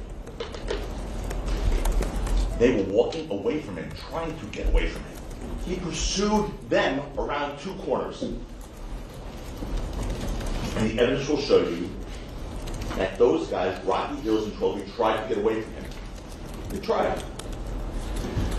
You'll hear that although Relly claimed that Rocky had a real gun, now, Relly not only continued to follow the guy with a real gun, but he followed and yelled at them and berated them and told the Ills, you're a crackhead. And told Schwelby, you live in the projects. You're not successful like me. And told Rocky, you're a bitch.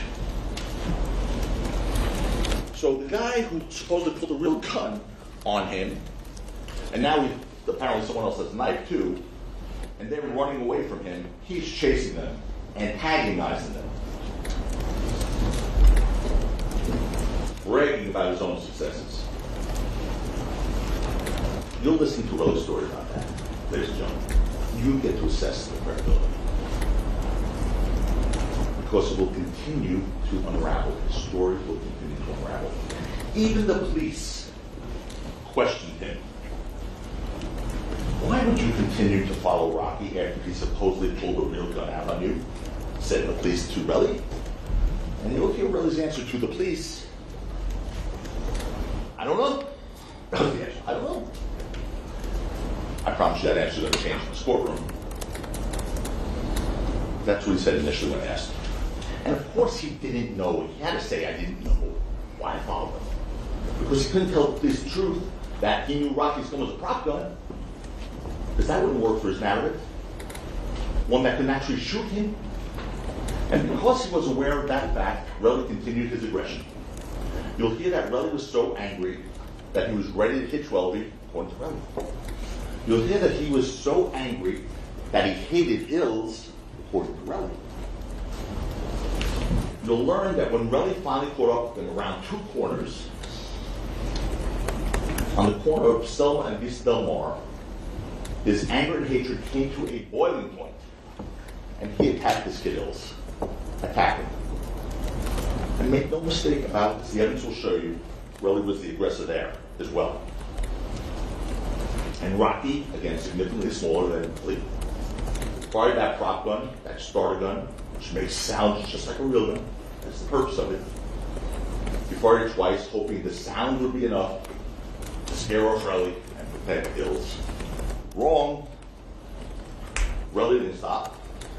He didn't stop because he knew it was a prop gun, but he didn't stop.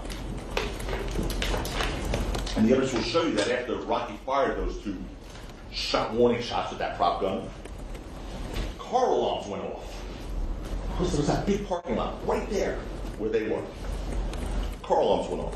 I'm sorry that you guys are here. It's hard to look everywhere. So 12E, being sort of sound mind, told Rocky, hey, listen, man, get out of here. The car alarms are going off now. People are going to start coming. Rocky obviously is a public figure, and now people are going to have their attention drawn to this. Get out of here. Rocky listened. He persuaded Rocky to leave the scene. 12E said, I'll check on Ills, because Ills was having a rough go of it. Ills is smaller than Rocky. And really was pummeling. You're going to hear about how Ills' face looked after this encounter. It was a hot mess.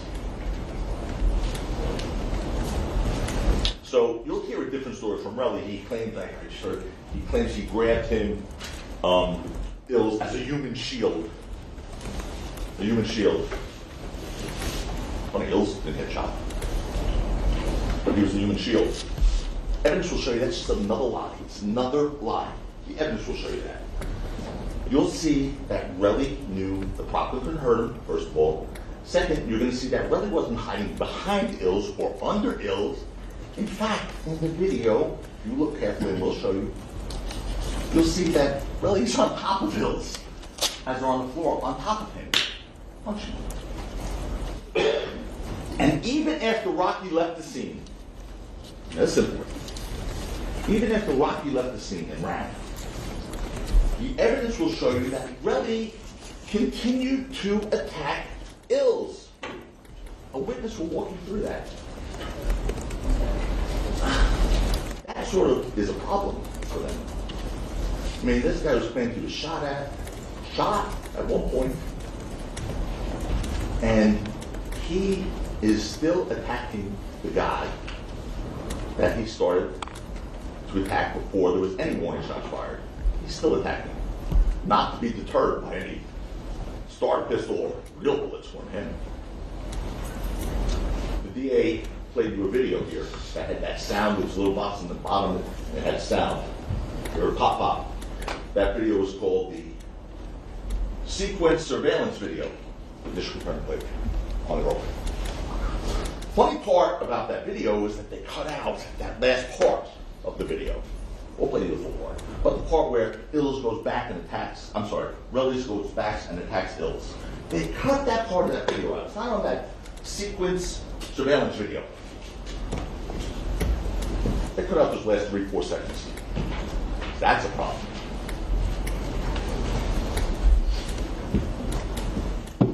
Now, this altercation, like the first one around the corner, was also captured on video, but as you saw, that thing is not clear. And I saw some pictures up here earlier. It looked like aliens or something. But it's not clear. But you can make some things out. But even Relly in his testimony said, I really can't tell what happened in that video. So we have to go on his word now. And although the video captured that incident, that was less than half a minute, not particularly clear, the evidence will make clear what happened there. The evidence will. Relly physically attacked Ills. Rocky tried to use a prop gun to defend him. And with that, I want to walk you through that video the best we can. We'll play it first. Again, you notice real leaders at the corner. Up here. Focus on here they come. There's Rocky. There's 12E. Then Ills comes and he's following him. You see him go right after Ills, Relly. And that's when Rocky fires the warning shots. And there's Ills on top. Relly on top of Ills, punching him. That's Ills going down to the ground. Rocky's gone. 12E's about to be gone. And watch. There goes Relly back after Ills. And then he goes away after he hits him again. Ills eventually caught up with 12E and Rocky.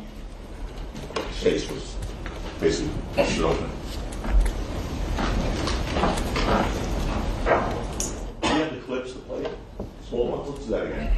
So I'm going to play broken down little clips. The first one is then all being followed. Upper right-hand corner again, guys. All being followed by Relly. 3 of them trying to get away. First Rocky, then 12E, then Ills, and Relly's still coming hard. Then you'll get to see as many times as you want later. The second one is Relly on top of Ills on the ground. Is that right? Yes. Let's see if I can help here. Can I stand up here for a second? Actually, Alex is going to get we have a pointer in the courtroom. Oh. And he's going to get it. All right. So, yeah, you can stand where you want to stand, but in a little while, Alex will bring up the pointer, and you can use it, or Mr. Lewin can use it, or Mr. Loma can use it, or Mr. Siegel can use it. All right, so not to hold everyone up, I'm just going to go forward here right now, okay? All right. Can you go back again, guys? This is the clip where you see Relly, and you get to see it later. Don't worry. Relly, big guy, on top of that little guy Ills, on top of him, not using him as a shield. Watch. Go ahead. There's Relly, that's Ills down, and Relly on top of him. Look at him. He's not worried about a shield. He's going after him. And then the last clip is, are we playing that last clip too? Take a look at it. It's after Rocky's gone, Relly continues his pursuit of Ills. Poor little kid. There. And he hits him again before he peels off. He goes to the left to hit Ills, and then he goes to the right. There's also a witness that saw this. It's going to come in here. Unfortunately, Rocky's attempt to scare off Relly didn't have the intended effect, obviously. Instead, Relly continued his attack on Ills, and then hatched his extortion plan. What you'll learn is that Relly returned to that scene an hour later. He returned to the scene an hour later. And he attempted to fabricate evidence, ladies and gentlemen. This is some offensive stuff. It's going to be crystal clear to you. He attempted to fabricate evidence. You'll hear Relly's claim that he came back to the area an hour later with his girlfriend, Lydia Parker, and that while they were there, he quickly found 2 shell casings that Rocky fired right there. He picked them up, and he found them. And then he videotaped them. An hour later, you will see that story fall apart so hard.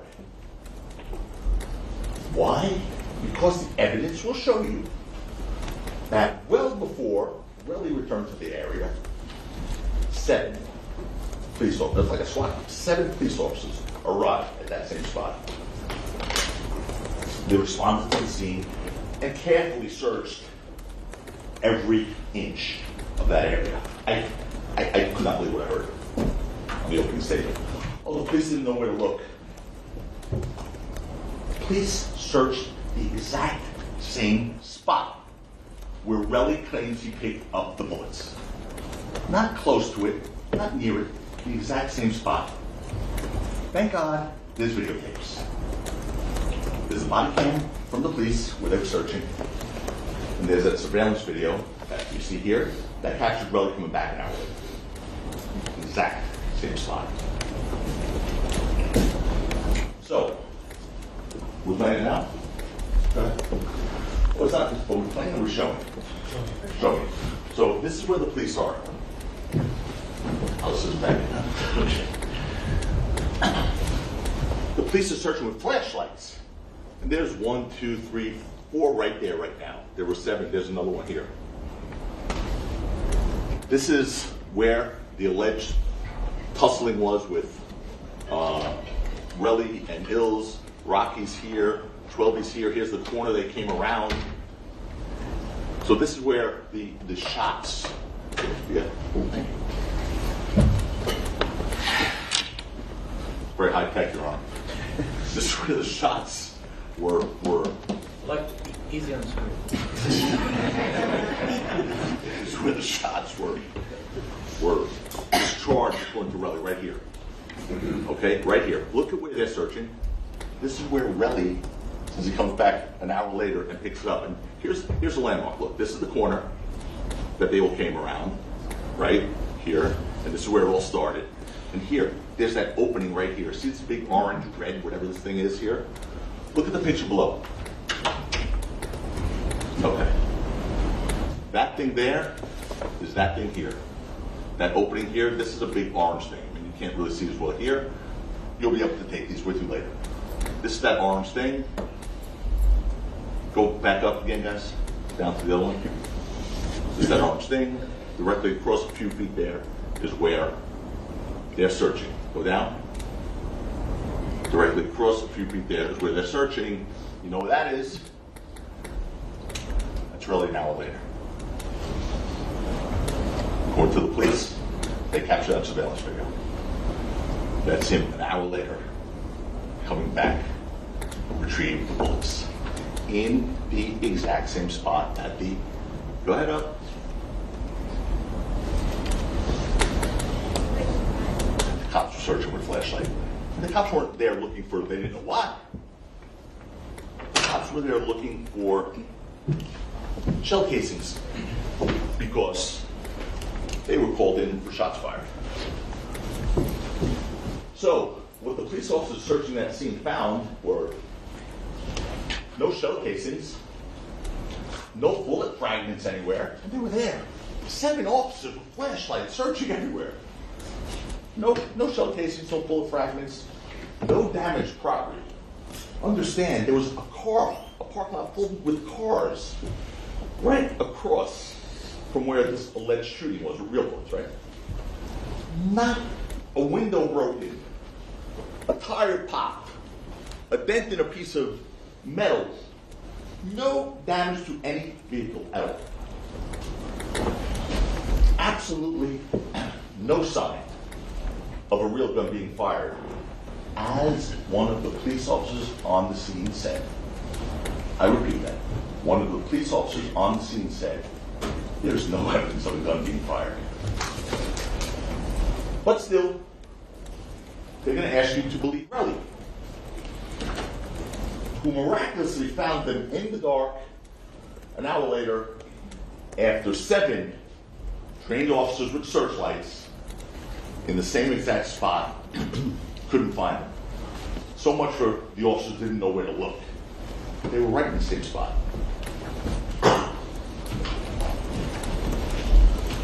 So, for that matter, although Relly is going to claim his girlfriend was there with him, because that gives a corroborating witness and back his story up, right? When he found those shell casings an hour later, the video evidence in this case will show otherwise. That she wasn't with him, unless she's a ghost. That she wasn't with him. Thank God for those surveillance videos. So what did Relly first do with the videos he made of the shell casings? Did he go to the police? No. He didn't contact the police. Instead, he sent them to Rocky and Rocky's manager and said, I'm going to be rich. That was his first thought. I'm going to be rich. I mean, here's someone who basically claims he was shot. That was the initial sort of shot.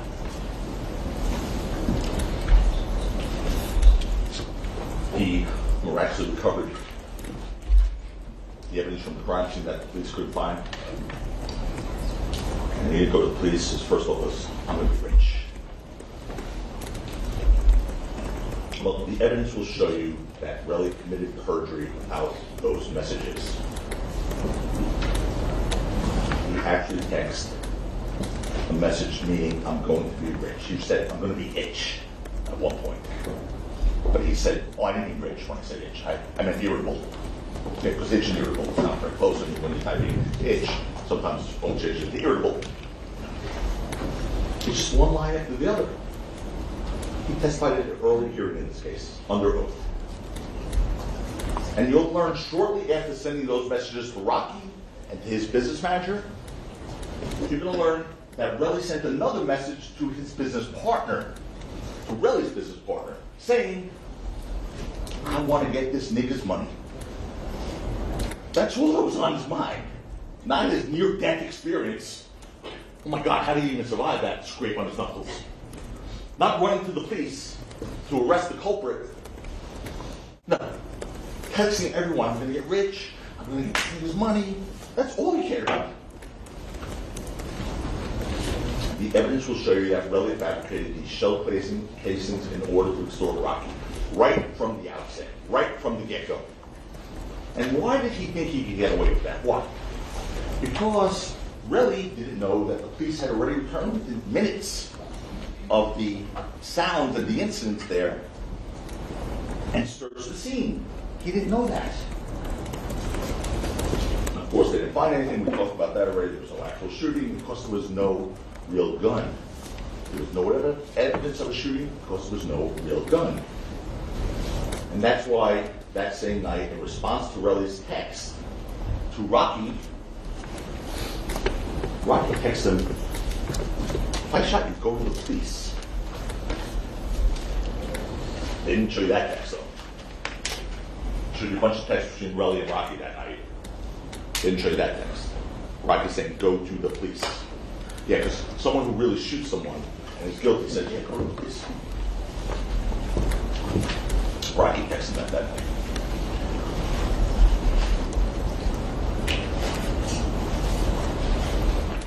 But of course, he didn't go to the police. That was not on his mind. You'll hear what he thinks of the police, this Relly. After his immediate efforts to extort Rocky failed, because he just wanted to get rich, he wanted to get that nigga's money, as he said. When it didn't work, he said, okay, I better go get a civil lawyer. After he tried on his own to get the money, let me go get a civil lawyer to try and get money out of Rocky. And you'll hear that because the civil lawyer would only take his case if he went to the police. Relly then went to the police 2 days later. 2 days after the incident, he finally goes to the police. And you'll learn of the inconsistent statements he made to the police because he couldn't keep the story straight. It is all over the place. You'll hear this ridiculous claim like the one about him being shot. You just saw that picture. The supposed proof of him being shot, the knuckle scrapes, the superficial knuckle scrapes across his knuckles. which are consistent with him doing what you see in the video, attacking somebody, attacking Dills. That did not feel good, by the way. But attacking somebody and punching and scraping the knuckle on the ground. What kind of bullet does that? Hits one knuckle, bounces down, hits another knuckle, bounces down again. I mean, it's ridiculous that he said that. He got shot. That was his first story. Now you hear that backed off way off that thing now. You'll hear his ridiculous claim about that injury, that it was a gunshot wound that required medical attention, he first said. Of course, now the DA just said to you, oh, you don't have to decide at the end of this case if you got shot or not. You don't have to decide. Don't worry about it. Not that easy. Not that easy. You do have to decide because his credibility is at issue here. You have to decide if he was lying, if he was embellishing, if he was making up a story to get money. So if he says he got shot, and you find he didn't get shot, you do have to decide that. Relly at this very moment has a civil lawsuit against Rocky, seeking millions of dollars. Ready? $30 million for the knuckle scrape. $30 million.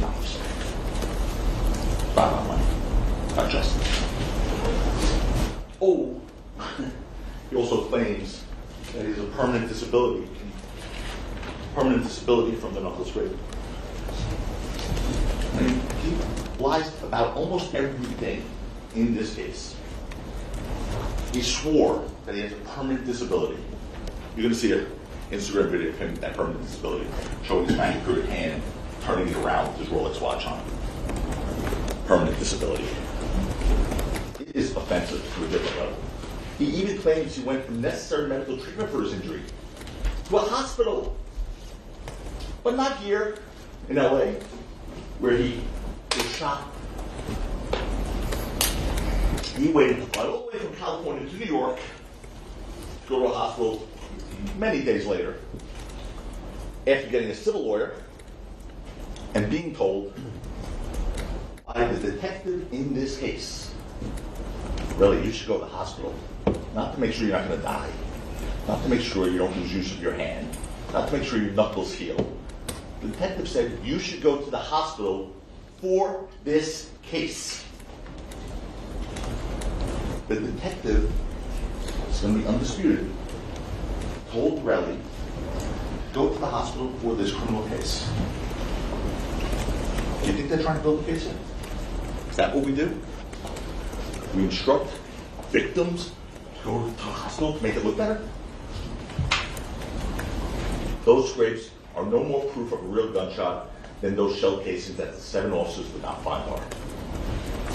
And what else did the police not find after Relly turned in the shell casings over to them, finally, after walking around with them God knows where for 2 days? What else did the police not find? You'll hear that the police, despite examining them for fingerprints, didn't find Rockies on them.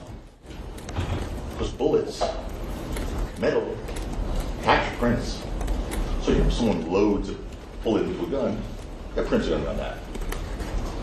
Not Rockies. Now, the shell casings apparently have no fingerprints on them whatsoever. As if someone who claimed to find them after the fact wiped them completely clean. And what else wasn't found on those shell casings? Rocky's DNA. They took samples, the police did, of Rocky's DNA for the purpose of comparison. They took his DNA to compare with the bullets. Zero. Nothing.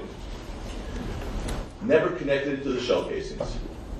As I mentioned, he was licensed to carry and possess firearms. You'll learn that he legally possessed firearms, which in fact were recovered from his home. You saw that whole bunch of pictures. He had firearms legally in his home. No problem. Police did a search, they recovered them. No problem with the police. The evidence will show you that none of those firearms recovered were 9mm caliber. Because he didn't have one. You'll learn that the 9mm caliber of the shell casings that Relly claims to have recovered from the scene are exactly the type of gun that Rocky didn't possess or own. you'll hear, and you heard from their opening, that there was a single magazine containing 9mm ammunition in his home. And you'll learn that belonged to his manager, Lou Levin, who will tell you, he will be here and testify why that was his. He also was licensed.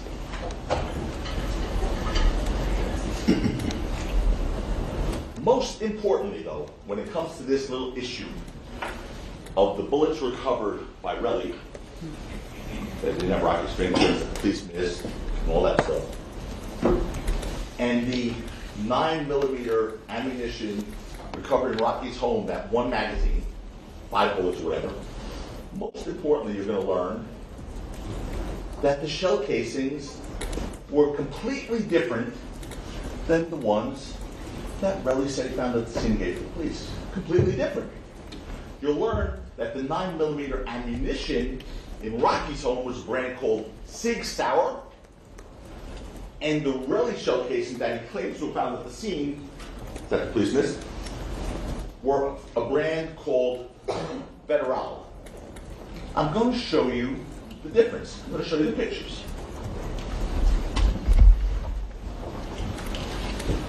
This is the one in the house. That's that magazine that they recovered with a few bullets in it. That was Lou Levin's. This says Sig. Well, I can't see nothing now, so can you zoom back a little bit? S-I-G-S-A-U-G-E-R or something like that. Sour. What's this? How was it say? Luger. What? Luger. Sig. S-I-G.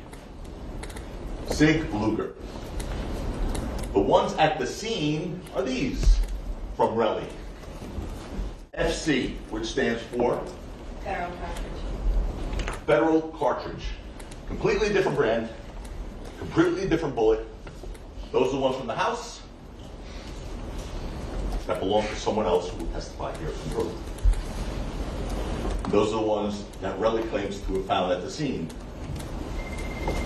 They're different bullets altogether. So much for that big reveal on the opening. They didn't show you that. No. They didn't show you the comparison of the two bullets. Just the magazine. Ooh, it's a 9mm. Different bullets. In the end, you'll see that all the objective evidence in this case relied on by the prosecution to support a shooting rises and falls, on the word and credibility of Relly, who is a proven criminal and perjurer. Those shell casings he claims to have found, the superficial scrapes he claims is a gunshot wound, the video himself that he even claims he can't make out clearly. We have to rely on his rendition of only, because without his rendition, you get nothing from any of this. Ladies and gentlemen, it's your job to win this trial to evaluate the evidence. To look at every single piece of evidence they present to you, the prosecution, and ask yourself, does that pass the smell test? I remember Mr. Lewin, every time he stood up in jury selection, said, possibility? Did we say possibility? No, no possibility. No possibility. The word possible is not part of this trial, he said to you. Remember that. This case is not about possible.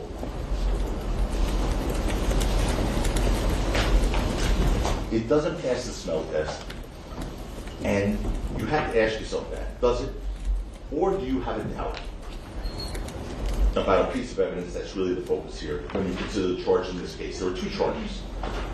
The first charge is assault with a semi-automatic fire gun in this case. No, actually I said that wrong. It's an assault with a semi-automatic firearm. That's the first count. Both counts of that, actually. The first one is the altercation in front of the parking garage. The second for the altercation around the corner. 2 counts. To prove those 2 counts, they must prove beyond a reasonable doubt 2 things. 1, Rocky possessed a real gun. No, this sounds like Okay. The judge will give you the law. He's right. The judge will give you the law at the end of this, what needs to be proved. I'm giving you some credit. You're right. I made the objection, is anything right or? You were right too on that one. They won't be able to meet that burden in this case. When the judge gives a law, you'll see the two things that have to be proven. It's not even close on either. The objective evidence in this case, independent of reality, just is not there. There are no gunshot wounds, no evidence of actual gunfire as officers at the scene, no shell casings found at the scene. When the police arrived, This sounds again like pure argument. evidence will show you there was no property damage, no fingerprints, no DNA linking Rocky to anything. And that's because what Rocky had was a prop gun. Either that, or he's the luckiest man to ever walk the face of this earth. What is real in this case wasn't a gun, but Relly's attempt to extort Rocky. That is real. Out of millions of dollars, and using this criminal case as a windfall in his civil one. And folks, and going back to what I first said to you, my promise, it's a promise to you. Now, I wouldn't be doing this so emphatically if I weren't sure. That's argument, it's improper. James. You will see, the evidence will show you hard evidence of an extortion in this case and perjury to try and cover it up. Hard evidence of an extortion in this case, the evidence will show you, and perjury to try to cover it up. The evidence will show you Relly's understanding in that regard that if Rocky's found guilty here, he automatically has liability in the civil case and gets money. Lots of No, money. that's absolutely improper. This is standard. It's intriguing instruction. Counsel continues to Stop. make whatever Stop. objection- No speaking objections. Stop. Disregard anything about the consequences of whether Mr. Mayers is or is not convicted in this case. The consequences have no bearing on any decision that you have to make, and you're going to be given a jury instruction to that effect. Thank you. Anyway, it's been Relly's NDA from the start. You're going to hear some of the absolute worst things come out of his mouth when it comes to this case, this criminal case, I mean, and how much he truly cares about this case and what he was willing to do to this case for money. Ladies and gentlemen, when this case is over, you'll see that Rocky Mayers, except Rocky's innocent. He's not only not guilty, he's innocent. And when we stand up here for our closing arguments in a couple of weeks, we'll talk about how the evidence shaped up. You'll see that for Relly, it was never about justice, ever. It's about a man seeking a profit from a fabricated narrative, using false. I didn't hear. Read back, Kevin. It's about a man seeking profit from a fabricated narrative. It's argument. The evidence will show you that Rocky has absolutely nothing to hide here. He's a man, evidence will show you he's a man who built success through passion, talent, and hard work. He stands in stark contrast to this fellow. You will see Kate stand next week and lie to you over and over again, trying to destroy Rocky for his own financial gain. He's a parasite who wants you to help him get his payday. But ladies and gentlemen, at the end of this case, after all you've seen and heard, all the evidence and cross-examination, all the things I promised you today, I will ask at your hands for a verdict of not guilty for Rocky Mayers.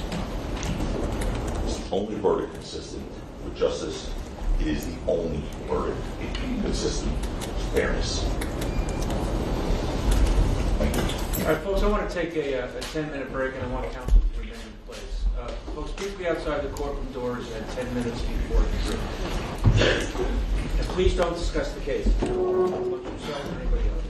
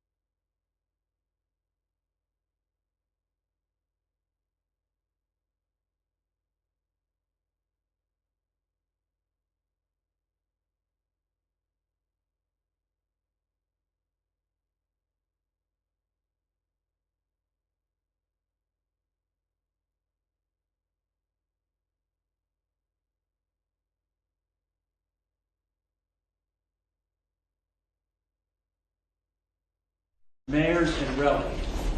All of that is relevant. The jury's entitled to know it. The circumstances under which Rocky grew up has no relevance in this case. And there's going to be no evidence of it. What happened in New York, how he grew up, whether he grew up poor, middle class, rich, none of that has any bearing on any decision that this jury is going to make. So there will be no evidence of his childhood. And speaking objections. You both know this. I know that in the heat of battle it tends to happen. I don't want speaking objections. Speaking objections are explaining to me why you are making the objection. If you make an objection, I know why. So just state the objection, state the legal grounds, but don't explain to me why. Everybody on the same page? Yes. Okay, all right, 10. What? Does it relate to his opening statement? It does. What? My co-counsel got up, he gave a legal opening statement. He didn't argue. He didn't bring up areas that are outside of what he was supposed to discuss. Counsel got up, and he basically gave an argument charge that I know it, the court knows it, he knows it. The problem is, I don't think he cares, because basically, he just talks about whatever he wants to talk about. No, don't make aspersions. Your Honor, I'm not making an aspersion.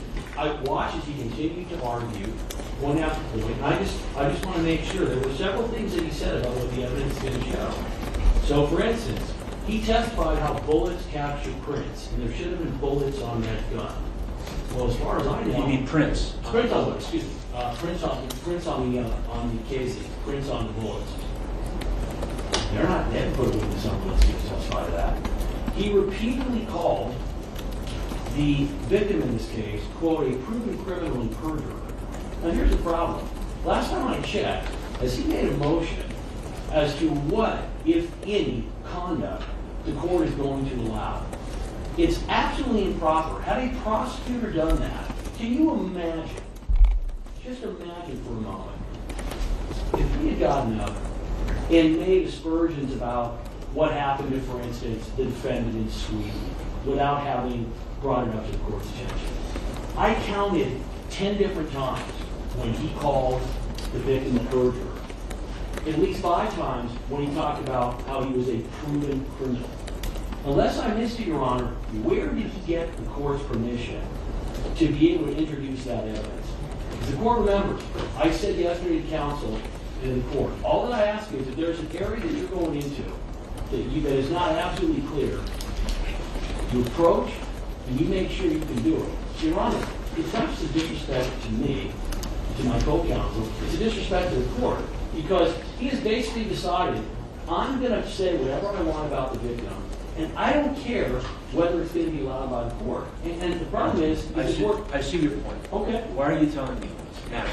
Well, Your Honor, I objected during, why am I telling you this now? Very simply. I objected during his opening. Right. The court's position, it's clear to me, the court understands that much of what he said was objectionable. The court said, I'm not going to stop somebody on opening. I'm reluctant to grant objections during opening statements, no matter who is making the opening statement, whether it's the people or the defense. So what I'm requesting is I want the court to instruct this jury specifically and very simply. Defense counsel made certain allegations. He called the victim in this case a criminal and a perjurer. I know I'm not going to do that. What I will remind them is nothing that you say or any of the lawyers say is evidence. That is what I'm willing to remind them of that. And that's the end of the issue now. Once the witnesses testify, if you think that there's an objectionable question, object, and if you're right, I'll sustain the objection in a hot second. Understood, Your Honor. All right, let's take a break. No. No response is necessary. Okay, all right.